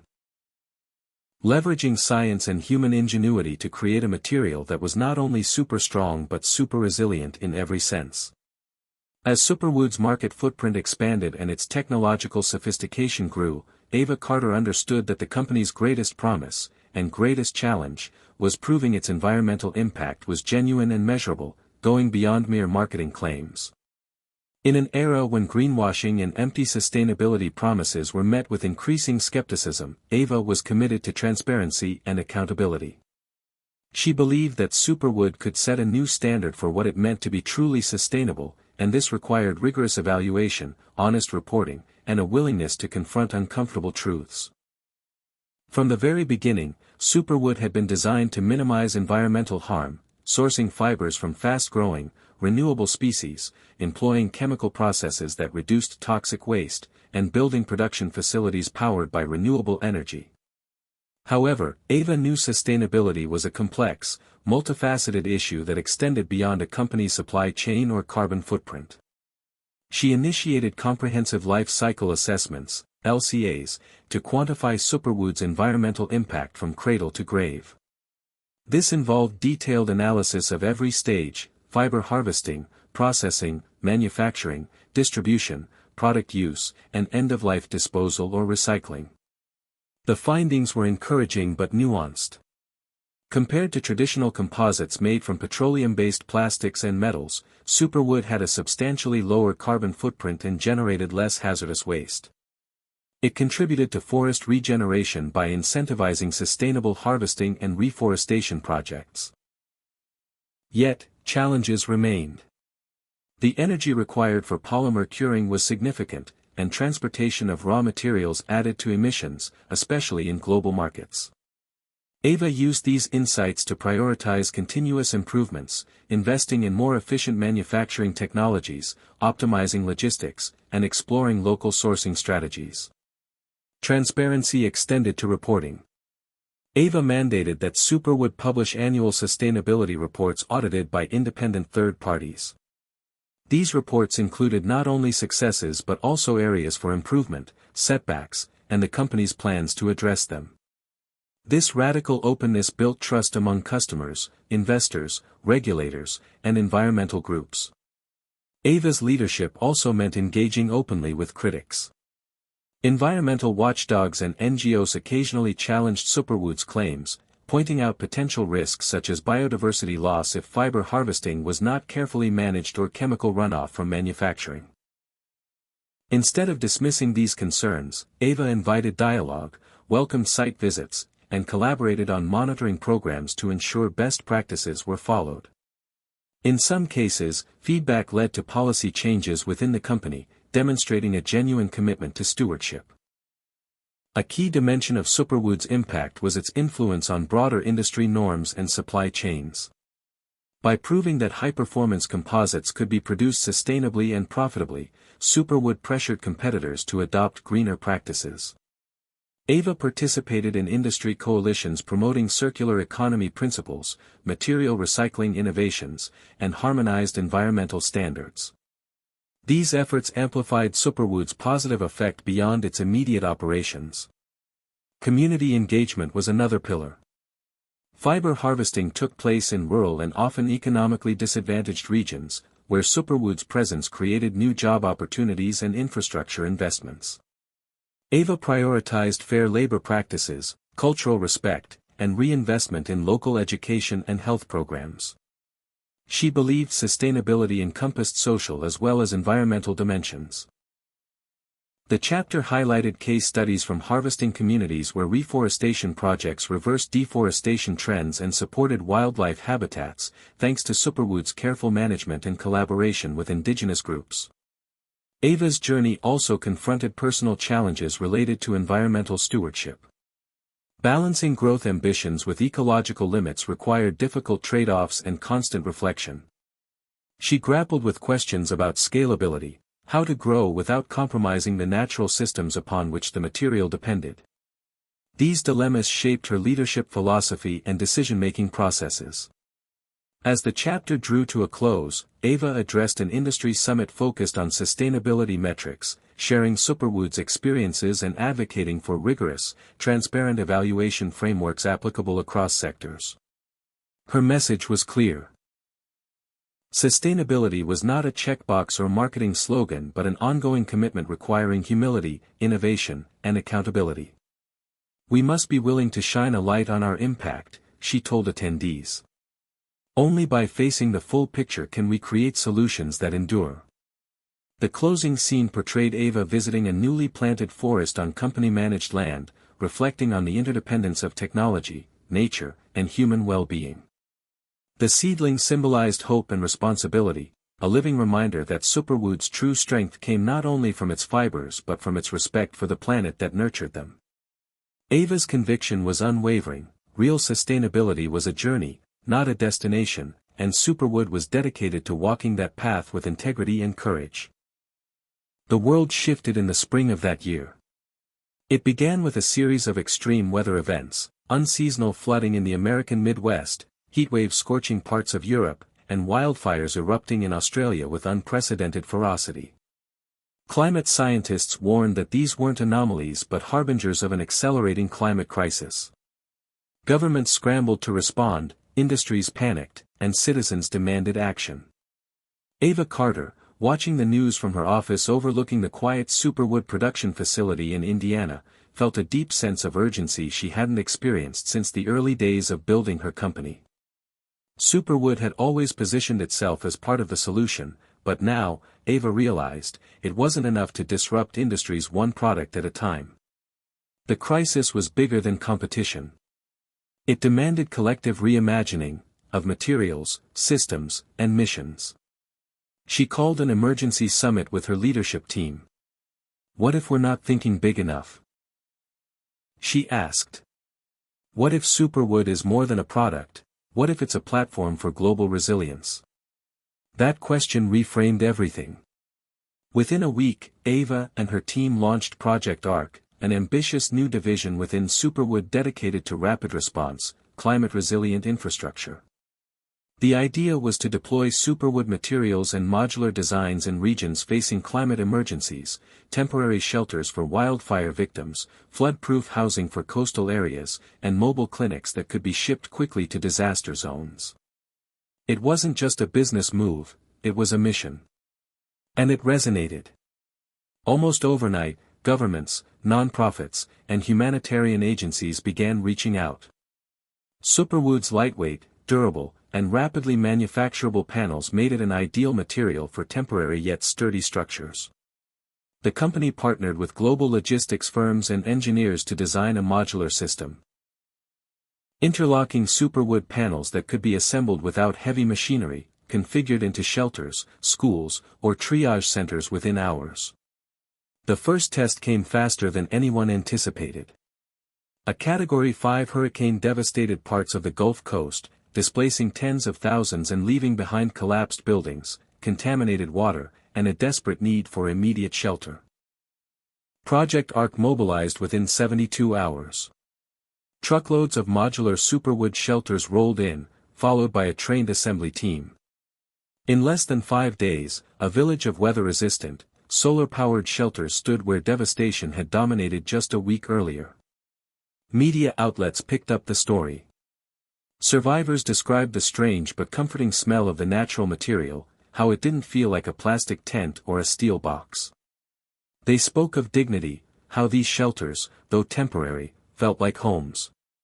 Ava watched the coverage with tears in her eyes, not from pride, but from a profound sense of purpose. They were doing what she had always dreamed, making technology serve humanity and the planet at once. But scaling a humanitarian operation came with its own set of challenges.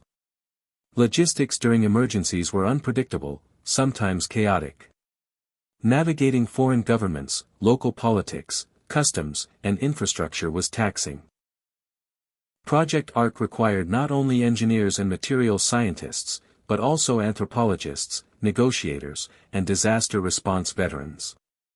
Ava brought them in, expanding Superwood's leadership circle beyond the bounds of business and science. With each deployment, cyclones in Southeast Asia, drought relief in North Africa, post-earthquake shelters in Chile, the team refined their systems. They learned to adapt structures for different climates, cultures, and terrains. Local involvement became a priority. Superwood shelters weren't just delivered, they were built with the people who would live in them, creating jobs and ownership even amid crisis. As Superwood became a symbol of recovery and resilience, Ava found herself pulled into new spheres of influence. She was invited to speak at the United Nations, addressing delegates on climate adaptation and the role of private sector innovation. "We're not going to stop the storms," she told them. "But we can change how humanity weathers them." The applause was thunderous, but Ava's focus remained on the ground, on families who needed shelter, on children who needed schools, on communities that deserved more than survival. Project Ark wasn't without controversy. Some critics accused Superwood of profiting from disaster. Ava took those critiques seriously and instituted full financial transparency for the initiative. Margins were capped. Profits were reinvested in affected regions through education and reforestation programs. Independent audits were published. Over time, even skeptics acknowledged the company's integrity and the genuine impact of its efforts. Internally, Project Ark sparked a cultural shift. Employees felt renewed purpose, a deeper reason behind their long hours and relentless problem-solving. Ava encouraged this momentum, supporting cross-functional collaboration and letting young voices rise to leadership roles. The company began attracting new talent, architects passionate about eco-design, urban planners focused on climate migration, and scientists eager to make their research meaningful in real time. It wasn't just about materials anymore. Superwood was becoming a movement. One of the most powerful moments came a year into Project Ark, when Ava visited a coastal village in Bangladesh rebuilt using Superwood systems after massive flooding. She walked through a school constructed from their panels, its walls covered with drawings and poems written by the children who now studied there. A young girl approached her, holding up a piece of paper that read, "Thank you for building us a future." Ava knelt beside her, overwhelmed. That simple sentence, 6 words, captured everything. It wasn't about technology or business models. It was about hope. Ava returned from that trip more driven than ever. She doubled down on Project Ark, exploring ways to integrate circular economies in disaster zones, turning waste into construction materials and teaching communities to build their own resilience through knowledge transfer. The team worked on designs for floating homes, climate-proof schools, and even mobile renewable energy pods that could power entire neighborhoods off-grid. As global climate models grew more alarming, Superwood leaned into its role not as a savior, but as a partner in survival. Ava didn't claim they could solve everything. But she knew they could help. That knowledge became her compass. The chapter closed with Ava standing in a warehouse filled with hundreds of prefab Superwood shelter kits, each stamped with a bold insignia, Project Ark, built for tomorrow. She placed her hand on one of them, silent for a moment. In the quiet hum of generators and forklifts, she felt the weight of the moment. Not as a burden, but as a calling. They were no longer just building a company. They were building lifelines. And the world was beginning to understand what Superwood really meant. The accolades for Project Ark rolled in rapidly: humanitarian awards, sustainability prizes, even a nomination for a major international peace initiative. Ava Carter's name began appearing in magazines not just as a tech founder but as a visionary leader reshaping the boundaries of private sector responsibility. But even as Superwood flourished externally, something subtle but dangerous began to fracture within. The pace, the pressure, and the weight of global expectation had placed Ava and her leadership team under constant strain. What had once felt like a close-knit, mission-driven startup now teetered on the edge of bureaucratic sprawl. Decisions that used to be made in hours were now taking weeks. Employees began to grumble about unclear communication, overwork, and burnout. Several senior team members who had helped Ava build Superwood from the ground up began expressing concern, not about the mission, but about the company's internal cohesion. The turning point came in the form of a resignation. David Lynn, Superwood's chief operating officer and Ava's closest strategic partner for over a decade, handed in his notice quietly on a Thursday morning. He didn't go to the press. He didn't make a scene. But the ripples spread fast. Employees were stunned. Investors were worried. Ava was blindsided. In a closed-door meeting, David explained his reasoning. "I believe in what we've built, Ava. But we're no longer listening to each other. We're reacting, not planning. You're stretching this company in 5 directions at once, and people are afraid to push back." Ava sat in silence. She wanted to defend herself, to point out the successes, the lives saved, the growing market share, the rising stock. But deep down, she knew he was right. The company had changed, and so had she. After David's departure, cracks that had previously been hidden became harder to ignore. Middle managers struggled to implement shifting priorities. The R&D department was frustrated by a lack of clear direction, pulled between core Superwood development and the expanding scope of Project Arkansas. Human Resources reported a spike in attrition, particularly among engineers burned out by relentless production schedules. Ava called for an all-hands meeting. A rare event now that the company had grown so large. She stood alone on the main floor of the production facility, surrounded by screens broadcasting to satellite offices and global partners. For a long moment, she said nothing. Then, she began, "I started Superwood with a dream, to change what materials could do. Not just technically, but ethically. To serve people. To serve the planet. Somewhere along the way, I've lost touch with how that dream lives in each of you." She paused. "I haven't been listening enough. And I see that now. We've been pushing so hard, doing so much good, that we've forgotten to take care of each other. That stops today." What followed was a wave of raw honesty. Ava opened the floor to live feedback, anonymous questions, and team-led breakout discussions.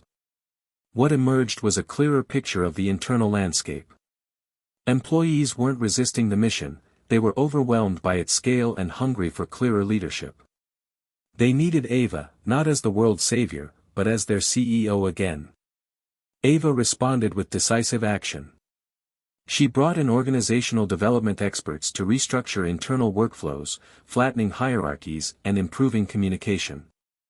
She reinstated a weekly leadership roundtable, where directors could surface concerns and coordinate priorities. Most importantly, she created space for reflection. Mandatory no-meeting Fridays, wellness stipends, and rotating innovation sabbaticals so employees could regroup and bring fresh perspectives back to their work. For herself, Ava hired an executive coach, someone outside the company who could help her navigate the evolving demands of leadership. Her first session was a revelation. "You're not just building a company anymore," her coach said. "You're stewarding a movement. That means learning to let go, to trust others to lead parts of it. Otherwise, you'll burn out, or break what you've built." Those words stuck with her.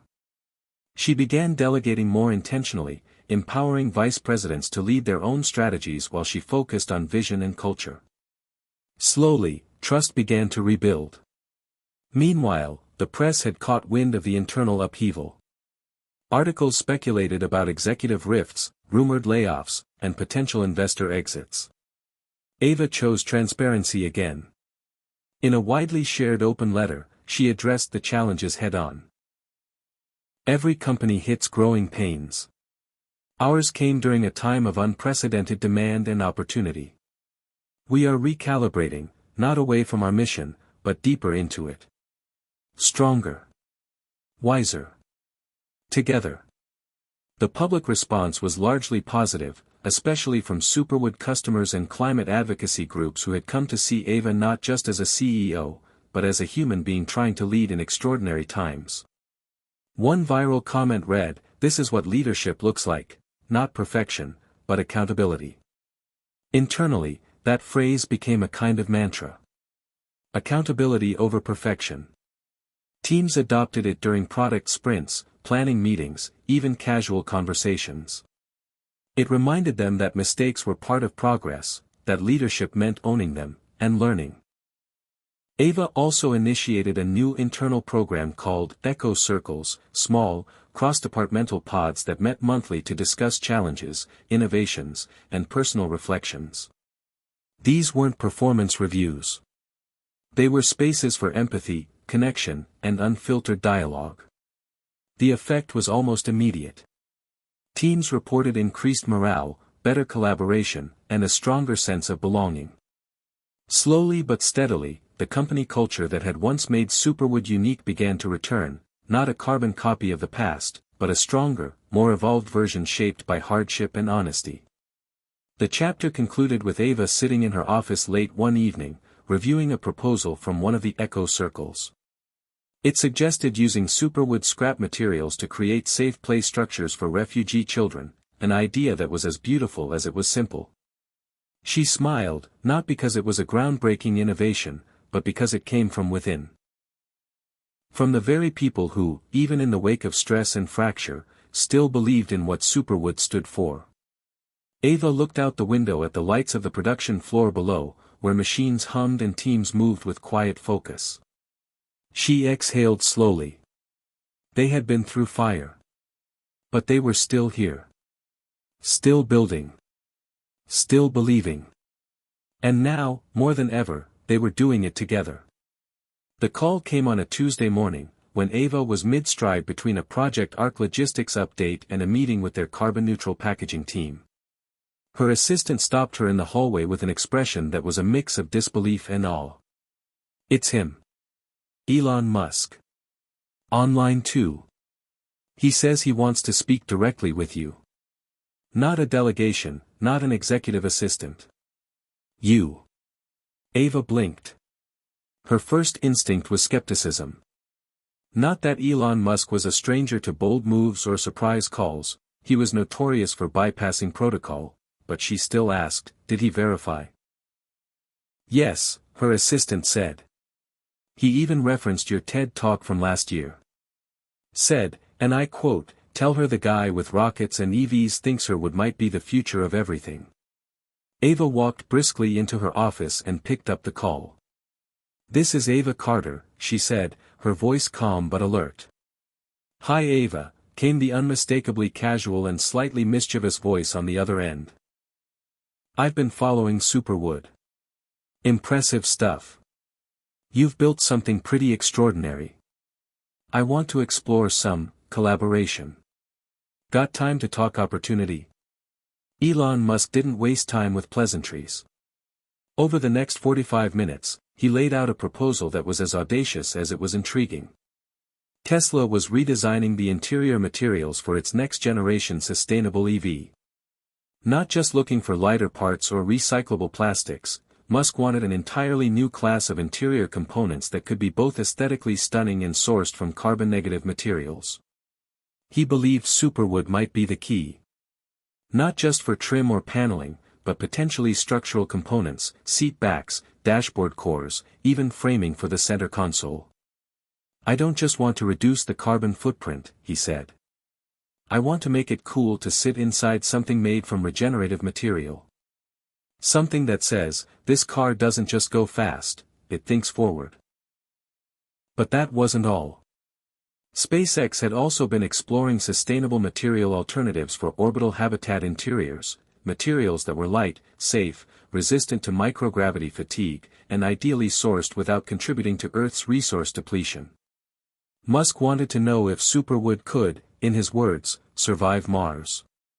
Ava listened carefully, equal parts inspired and cautious.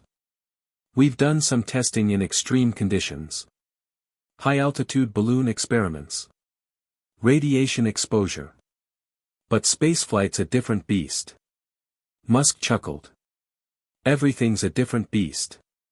That's why I want you in the room." He invited her to meet his advanced materials team at Starbase the following week. She accepted. The meeting at Starbase was surreal. Ava toured prototype modules, discussed polymer resilience in cosmic radiation zones, and examined mock-ups of Martian surface shelters. What struck her was not just the technology, it was the philosophical alignment. Musk's team, like hers, was driven by the belief that materials mattered, not just in performance but in meaning.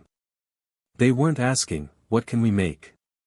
They were asking, "What should we make, and why?" Back at Superwood HQ, the buzz was electric. Collaborating with Elon Musk was more than a PR victory, it was validation at the highest level. Internally, teams scrambled to assess feasibility. Could Superwood meet Tesla's precision demands at scale? Could it endure space conditions with only minor modifications? The R&D division doubled down, launching a skunkworks-style initiative to develop Superwood Aero, a variant reinforced with ultralight aerogels and a new polymer blend designed to resist radiation and thermal extremes. The legal and operations teams worked in parallel, crafting IP protection, NDAs, and flexible production protocols. Ava insisted the partnership, if formalized, must align with Superwood's ethics. No shortcuts, she told her legal team. No greenwashing. If we do this, we do it right. Within a month, prototypes were shipped to Tesla and SpaceX testing labs. Feedback was encouraging. Engineers at Tesla praised the tactile feel and acoustic dampening of Superwood panels, comparing them favorably to traditional composites. At SpaceX, the material passed early vibration and pressure tests, outperforming some carbon fiber blends on thermal resistance. Elon called again. "You're onto something bigger than furniture or walls," he said. "Superwood could be the base material for a sustainable civilization. Here. Mars. Anywhere." His words echoed in Ava's mind long after the call ended. Bigger than anything she had imagined. The potential to build with purpose, not just homes or vehicles, but entire ecosystems rooted in regenerative design. The public announcement of the partnership broke the internet. News outlets ran headlines like, "Musk and Carter unite, Superwood takes on space," and, "Is this the material of the future?" Stock prices surged. Demand from other sectors exploded. Everyone, from furniture manufacturers to robotics companies, wanted in. But with fame came new challenges. The increased visibility brought scrutiny. Environmental groups demanded assurances that Superwood's increased demand wouldn't result in deforestation or unethical labor. Journalists pored over supply chain contracts, looking for any discrepancy. Ava stayed ahead by leaning deeper into transparency. She published a full resource audit, invited third-party inspections, and extended community partnership programs. Her core belief, sustainability must grow alongside success, never wavered. Yet the scale-up wasn't without strain. Manufacturing facilities pushed to the edge. Raw material suppliers were stretched thin. Ava called in every favor she had, hiring faster, doubling training programs, and opening a second innovation hub in Oregon to spread the workload. Still, she worried about the pressure on her team. She personally visited each facility, thanking teams, asking questions, and listening. At one factory in Illinois, a young technician told her, "Feels like we're building the future, one layer at a time." That stuck with her. Ava had always believed in stories as much as in science, and now, they were living one. She had once asked what it would take to make a material matter beyond the lab. This was the answer. When people believed in it. When it helped solve real problems, in real places, with real integrity. The chapter ended with Ava sitting inside a Tesla concept vehicle made with Superwood components, its sleek interior glowing softly under the factory lights. She ran her hand along the dashboard, feeling the grain of engineered wood, natural, strong, beautiful. She looked at her reflection in the side panel and saw not just herself, but every step it had taken to get here. A call from Elon Musk had sparked this chapter, but the journey, Ava knew, was just beginning. Momentum was on Superwood's side. With the partnership with Elon Musk in full swing and demand for their advanced materials skyrocketing across industries, it felt like nothing could slow them down. Ava Carter was traveling weekly, fielding offers from world leaders, Fortune 100 CEOs, and climate policymakers. But as is often the case with rapid success, shadows began to lengthen just outside the spotlight. The first sign of trouble was a terse legal email from a firm representing Dr. Annika Voss, a German biopolymer researcher who claimed that key components of Superwood's proprietary polymer blend were based on concepts outlined in a research paper she had published nearly a decade prior, long before Ava had even incorporated the company. Ava stared at the email, her pulse quickening. According to Voss's lawyers, Ava's team had adapted core chemical formulations without proper citation or compensation. They demanded recognition, a licensing agreement, and damages for past and future profits made using the Voss molecular framework, as they called it. Ava forwarded the email to her legal team, expecting a quick rebuttal. But days passed without closure. When the lawyers returned with their findings, the news was unsettling. There was, indeed, a resemblance between one of the early polymers used in the Superwood curing process and the experimental binders discussed in Voss's research. Not exact replication, but similar enough to raise serious legal questions in a courtroom, especially one with a jury unfamiliar with the nuance of scientific iteration. Worse, some of Superwood's earliest internal documents mention Voss's paper as a helpful guide for base polymer behavior. A footnote. A reference. At the time, Ava's team had assumed they were developing an original formulation. But footnotes could mean lawsuits. Within a week, Dr. Voss's team filed an official suit in the U.S. District Court of Northern California, alleging intellectual property theft and seeking an injunction to halt the sale of all Superwood materials containing the disputed polymer. Investors panicked. Stock dipped 17% overnight. News outlets that had once praised Ava now ran headlines like "Superwood in hot water," and "The cracks beneath the hype." Ava called an emergency board meeting, where the mood was grim. She laid out everything, what they knew, what they didn't, and what the risks were. "We can't run from this," she said. "We have to confront it head-on, with facts and humility." Some board members urged her to settle immediately. Others wanted to fight. The company's legal counsel warned that a prolonged trial could cost tens of millions and stall operations for months, if not years. Meanwhile, public trust hung in the balance. Ava decided on a third path, one that combined accountability with integrity.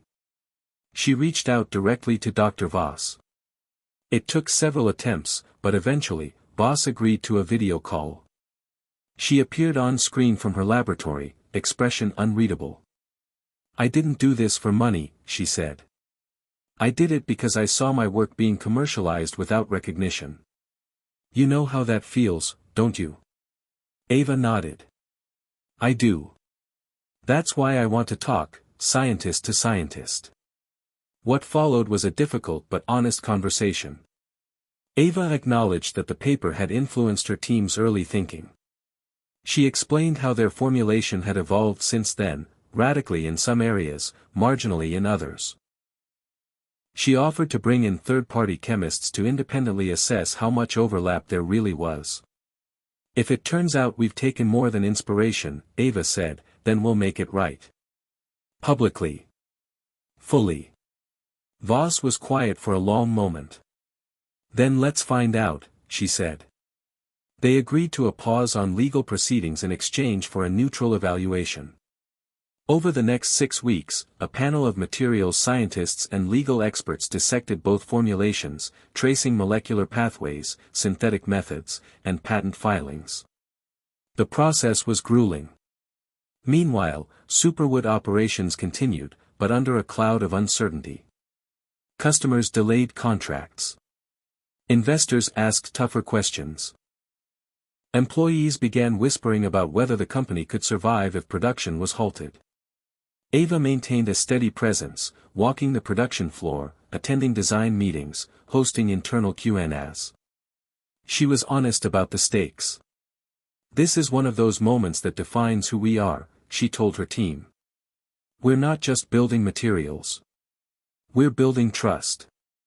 When the report finally landed on Ava's desk, she read it in silence, page by page.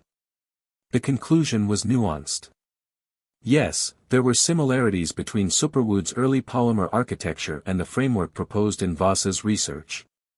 However, the production methods, chemical stabilizers, and curing technologies had diverged significantly in Superwood's final products. The overlap was not enough to claim theft, but more than enough to merit acknowledgement and possibly a form of collaborative licensing. Ava immediately scheduled another call with Voss. "You were right to speak up," she told her. "And I'd like to offer not just a licensing agreement, but a formal partnership.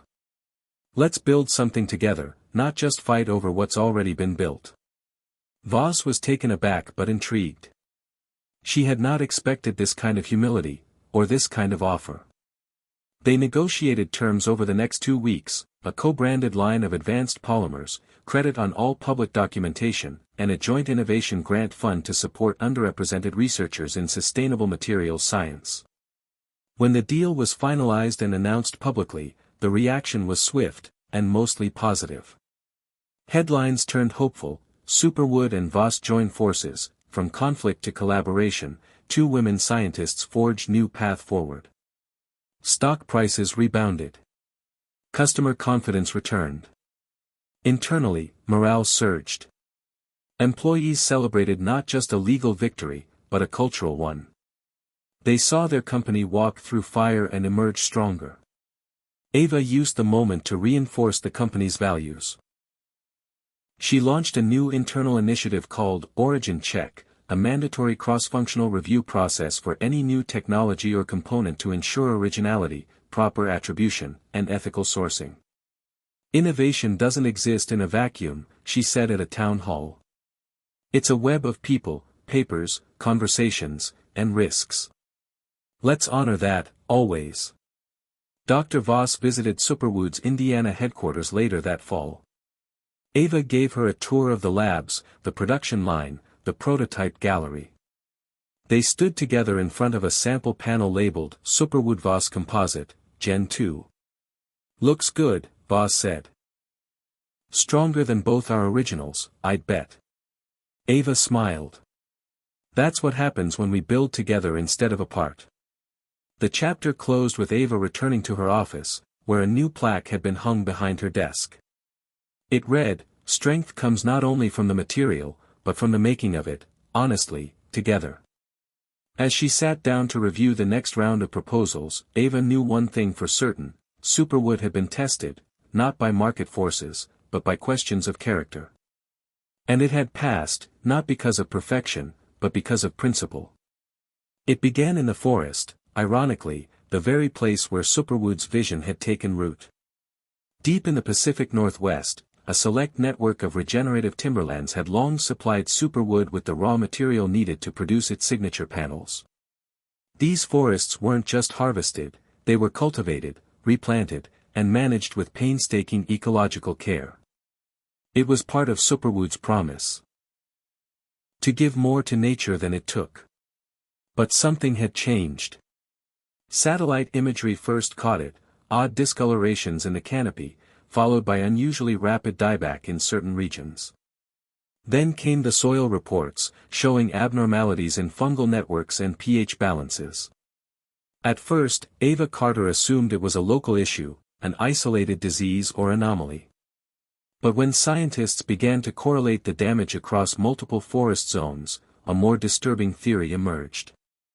A rare species of microbe, likely displaced by climate migration, had started attacking the root systems of the hybrid trees developed specifically for Superwood's high-yield fibers. These hybrids, engineered for strength and rapid growth, had thrived under controlled conditions for years. But now, under attack by this foreign invader, they were dying faster than they could be replanted. Entire acres of managed forest were turning to brittle, leafless stands within months. Ava flew out immediately. She walked the forest herself, accompanied by Dr. Mallory Stein, the company's lead ecologist. They moved in silence through what had once been a thriving, green cathedral, now a graveyard of splintered trunks and gray soil. "We didn't see this coming," Dr. Stein said softly. "We were so focused on reforestation metrics, carbon absorption rates, we missed the microbiome shifts." Ava crouched down and picked up a piece of rotting bark. It crumbled in her hand. "How bad is it?" "If it spreads to the next quadrant," Stein said, "we could lose half the supply in under 2 years. Maybe sooner." For a company built on sustainable sourcing, the irony was brutal. The very trees that gave Superwood its strength were now its greatest vulnerability. And worse, no one had a solution, yet. Ava returned to headquarters and called an emergency summit.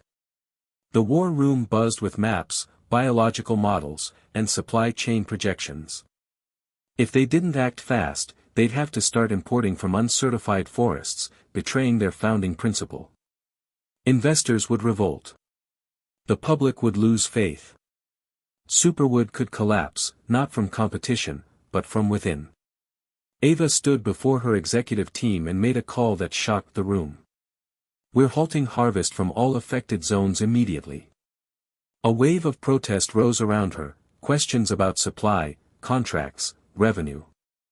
But she held firm. "If we compromise our roots, we're not Superwood. We're just wood." Instead, Ava proposed something radical, redirecting a third of their R&D budget into biological resilience. Not just improving the product, but healing the ecosystem it depended on. They called it Operation Canopy, a crash program to develop new fungal-resistant hybrids, restore damaged soils, and diversify the genetic base of their forests to make them more resilient against future climate disruptions. She brought in experts from outside industries, climate agronomists, indigenous land stewards, microbiome researchers. No silos. No politics. Just solutions. She even reached out to former critics, offering them advisory roles with real power. "Help us fix this," she said. "You've been warning us. Now we're listening."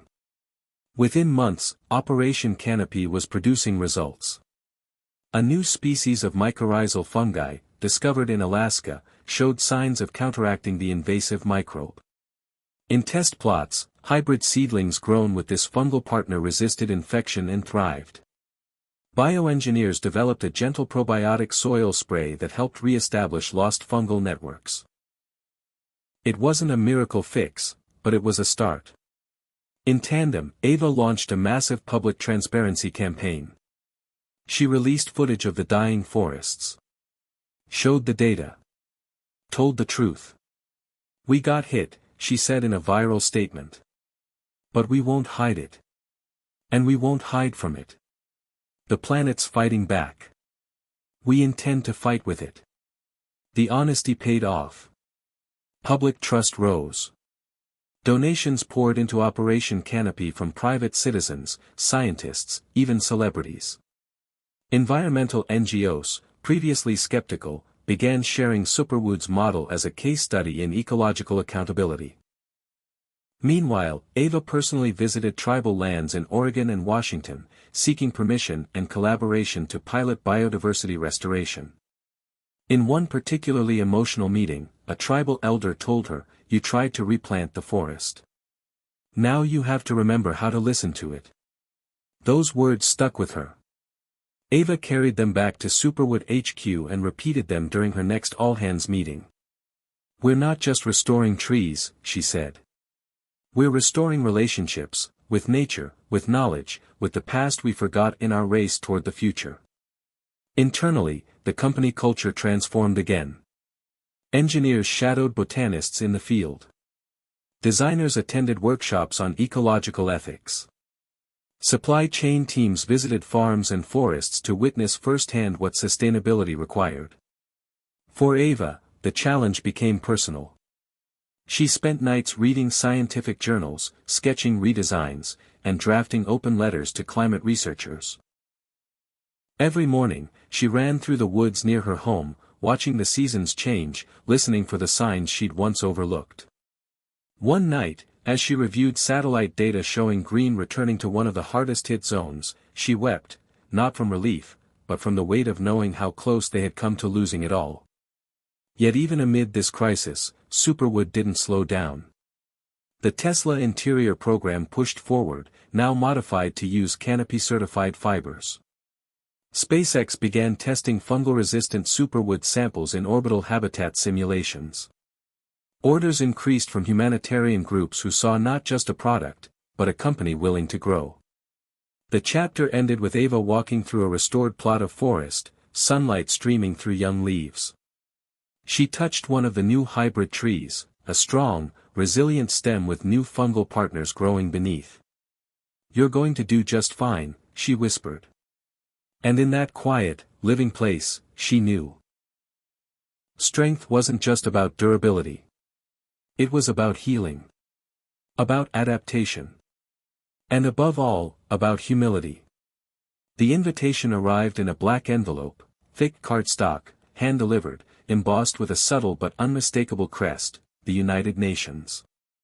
Ava Carter held it in her hand for a full minute before opening it. She knew what it meant. The Climate Emergency Forum in Geneva was not a place for entrepreneurs to sell their tech.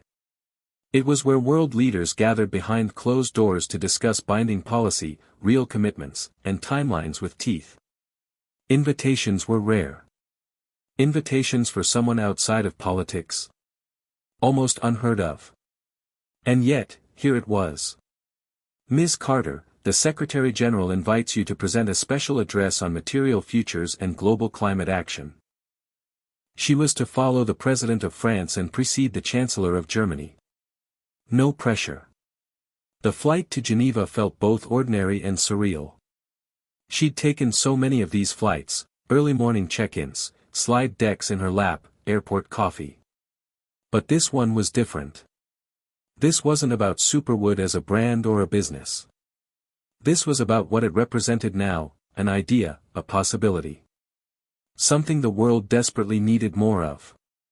She stepped onto the stage in a tailored black suit, her hair tied back, no frills. Behind her, a massive screen displayed a slow-moving image of the planet, blue, green, fragile.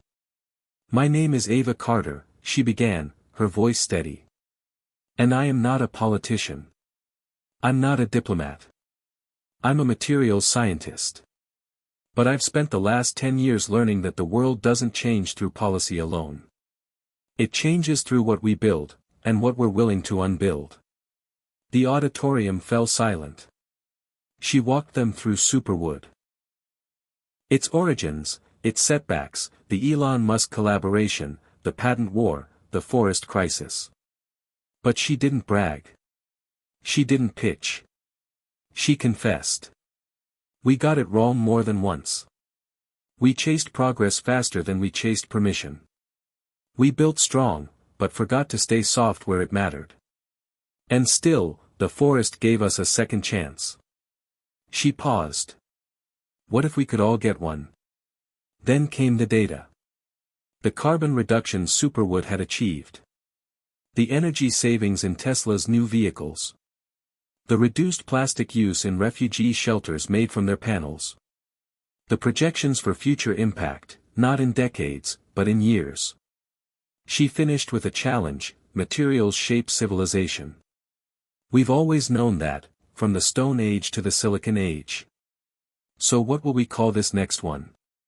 Will it be the sustainable age? The regenerative age? Or will we just be another story of what could have been? Applause began slowly, then built. Afterward, ambassadors approached her. Ministers offered funding. The Secretary General himself shook her hand and said, "You've reminded us that policy needs proof. You brought the proof." Within days, clips of Ava's speech were trending worldwide. Youth climate leaders shared it on TikTok. Environmental think tanks dissected her projections. A news anchor dubbed her the quiet storm of green innovation. Superwood was no longer just a company, it was a movement. Orders exploded from countries looking to rebuild after floods, hurricanes, and heat waves. NGOs wanted Superwood shelters and schools. Private developers offered to switch entire supply chains if they could get priority access. Ava knew they couldn't do it alone. She called an international summit of her own, this time in Oregon, not Geneva. The Forest Materials Assembly brought together competitors, skeptics, even former Superwood critics. Her message was clear: we don't need more proprietary solutions. We need shared ones. Open source models. Transparent supply chains. We've had our moonshot. Now we need our bridge. It was a gamble. She opened parts of Superwood's R&D files to the public. Shared their soil regeneration protocols. Made their biodiversity tracking software free to use. At first, some board members balked. But Ava convinced them. This is how we stay ahead, not by hoarding, but by leading. And it worked. The first to respond was a Brazilian startup working on bioplastic replacements from Amazonian vines. Then a Kenyan firm using mushroom-based bricks. A Japanese group shared their techniques for recycled bamboo fiber composites. Together, they launched the Regenerative Materials Alliance, 12 founding companies, dozens of collaborators, one shared mission, to transform global building materials into carbon-negative forces for good. Superwood's name, of course, carried the banner, but Ava didn't need the spotlight anymore. She began stepping back from product launches, letting other voices rise. She focused on policy work, education, and storytelling. Because she knew that technology alone wasn't enough. People needed to feel the story. To see the future as more than science. They needed to believe it. That belief crystallized one morning when Ava visited a public school in the Bronx, recently rebuilt using Superwood panels. A student, no older than 8, pointed to the wall and asked, "Is this really made from trees that didn't get hurt?" Ava knelt beside her and said, "Yes. These trees gave us their strength. And we gave the forest something back." The girl thought for a moment. "Then I want to grow up and build stuff that helps too." That was it. Not a stock price. Not a Nobel. Just one child choosing the future. When Ava returned to headquarters, she stood in the quiet of the prototype gallery, where the first Superwood panel still hung, covered in notes, doodles, signatures. She added one more in silver marker: a world that gives back. Ava. The chapter ended not with fanfare, but with morning light streaming through a window of Superwood's Oregon Innovation Hub. Engineers were arriving, carrying coffees and laptops, nodding to each other, ready to work. Ready to build. Somewhere in the background, Ava sat by herself, watching the trees beyond the glass. Listening. Always listening. Because she knew the turning point wasn't the UN stage or the viral speech or the policy shift. It was this, the quiet decision, made over and over, to do the harder thing. The honest thing. The hopeful thing. Success wasn't supposed to feel like this. Not brittle. Not strained. But that's what it had become. Too many requests. Too many demands. And the haunting pressure of scale, the invisible gravity that pulled at every decision Ava made. Superwood had reached global saturation faster than even its boldest forecasts imagined. Governments were implementing mandates for regenerative materials in public infrastructure.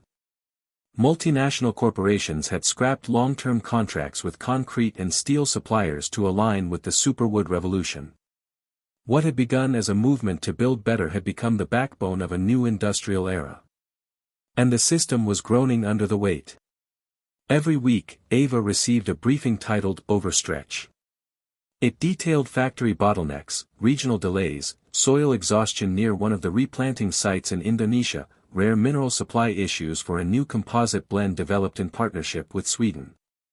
Worse, some of Superwood's global partners.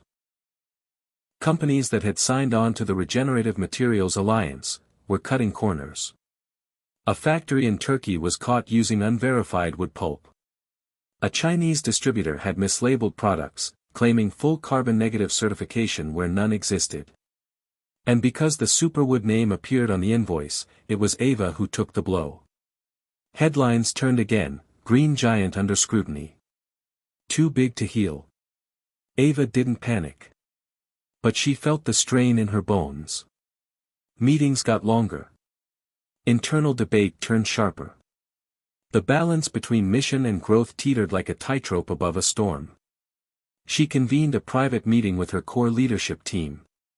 In the glass-walled boardroom of the Oregon hub, she looked each of them in the eye. We're scaling faster than the planet can sustain. Faster than we can verify. And it's compromising everything. One executive, a recent hire from a global logistics firm, argued that this was a natural phase. This happens with every major disruption. Look at solar. Look at electric vehicles. Some leakage is inevitable. You control what you can and optimize the rest. Ava leaned forward. We are not Tesla. We are not Amazon.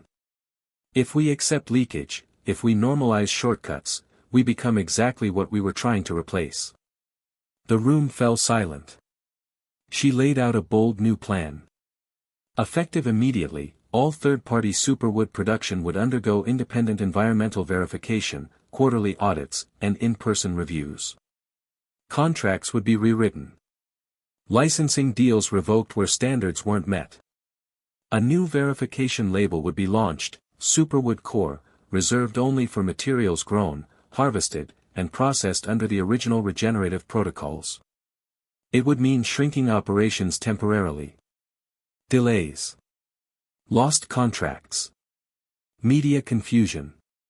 But Ava didn't hesitate. We pull back now so we can go forward right. This isn't just material. It's meaning. Predictably, there was backlash. A dozen foreign factories protested the audits. A European infrastructure firm pulled a billion-dollar bid when told they no longer qualified for core certification. Stock prices dipped again. Competitors circled. Yet amid the turbulence, something remarkable happened. Architects, scientists, even youth organizations began publicly supporting the move. Real sustainability requires real integrity, one post read. This is what leadership looks like. Ava doubled down. She launched a podcast, The Core, featuring raw conversations about the tensions between scale and ethics, tech and ecology, speed and soul. She invited not just Superwood engineers, but indigenous elders, whistleblowers from the fashion industry, labor organizers from mining communities. It wasn't corporate PR, it was honest reckoning. The podcast exploded in popularity. Listeners tuned in not just for answers but for Ava's unwavering voice. Measured, sometimes weary, always truthful. In one episode, she admitted, "Some days I wonder if we're holding up the whole scaffolding of a future that's too heavy. But then I remember, it's not about holding it up alone. It's about holding the right line." Meanwhile, internally, something shifted. Employees who'd felt exhausted by constant growth began to find renewed purpose. Engineers got excited about designing with new, less stressed materials. Sourcing teams took pride in working with smaller, hyperlocal partners. The Oregon facility began offering sabbaticals for any employee involved in field sustainability work. The pressure valve opened just enough. One of the most powerful symbols of the shift came from an unexpected place, a tiny coastal town in Portugal. There, a team of students had been working on a low-cost, disaster-resistant housing model using repurposed superwood scrap.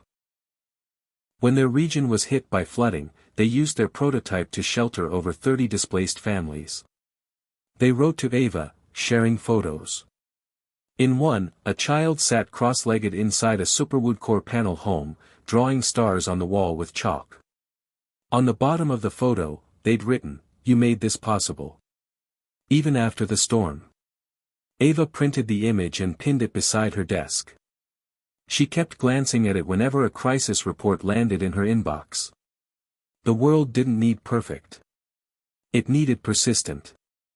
That was her North Star.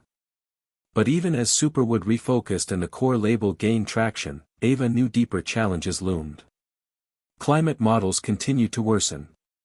Resource scarcity in parts of Africa and the Middle East was becoming a geopolitical flashpoint.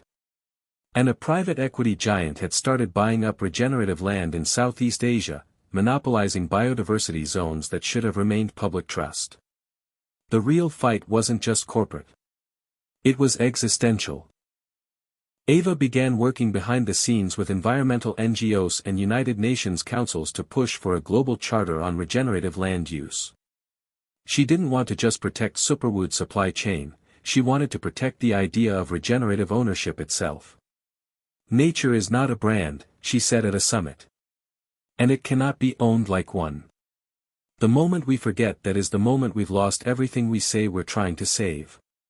The chapter closed not on a stage or in a lab, but in Ava's kitchen late at night. She sat with a cup of tea, the only sound the ticking clock and the hum of the refrigerator. On the table was a single word written in her notebook, "Enough." She stared at it for a long time. Then slowly, with quiet certainty, she added two more, "Not yet." No one saw it coming. Not the engineers. Not the investors. Not even Ava. And certainly not the world. The breakthrough came, as many do, from the fringes. From a research division in Superwood's Montana lab, originally set up to explore high-altitude durability for extreme weather shelters. It was a team few in the company paid attention to anymore, tucked between mainstream innovation pipelines and overshadowed by the global regenerative rollout. But one night, during a test of layered thermal absorption panels, a junior materials chemist named Luis Martinez noticed something strange. The Superwood composite, modified with a reflective crystal lattice meant to disperse UV radiation, didn't just survive a high heat stress test. It transformed. It got stronger. Not just in temperature resistance, but in compressive strength. Tensile resilience. Flexural durability. Every measurable quality improved, by 18% to 27% across the board. Luis didn't believe the numbers at first. He reran the tests 5 times. The results stayed consistent. He flagged it to his supervisor, who flagged it to R&D. 2 days later, Ava Carter received a ping on her personal line with the subject, "You need to see this." The science was mind-bending. Essentially, the new composite exhibited a self-reinforcing response to heat stress. Rather than degrading, the molecular structure realigned into a tighter, denser configuration under thermal pressure, something no known polymer-wood hybrid had ever done. It was, in effect, a material that wanted to get stronger when pushed. At first, Ava thought about wildfires. About homes that didn't just survive but hardened in firestorms. But then she thought bigger. "Send this to SpaceX," she said. 2 weeks later, the call came. Elon himself, direct. "Ava, this might be it. This might be the one. Because in space, material isn't just material, it's life or death. Hulls. Heat shields. Landing structures. Radiation barriers. Everything built to withstand the void has to survive extremes of cold, heat, stress, and exposure. Metals were expensive. Polymers were brittle. And so far, carbon composites had only taken humanity so far. But this? This was different. Ava flew to Hawthorne the next day. She walked the SpaceX floor again, this time not to propose, but to validate.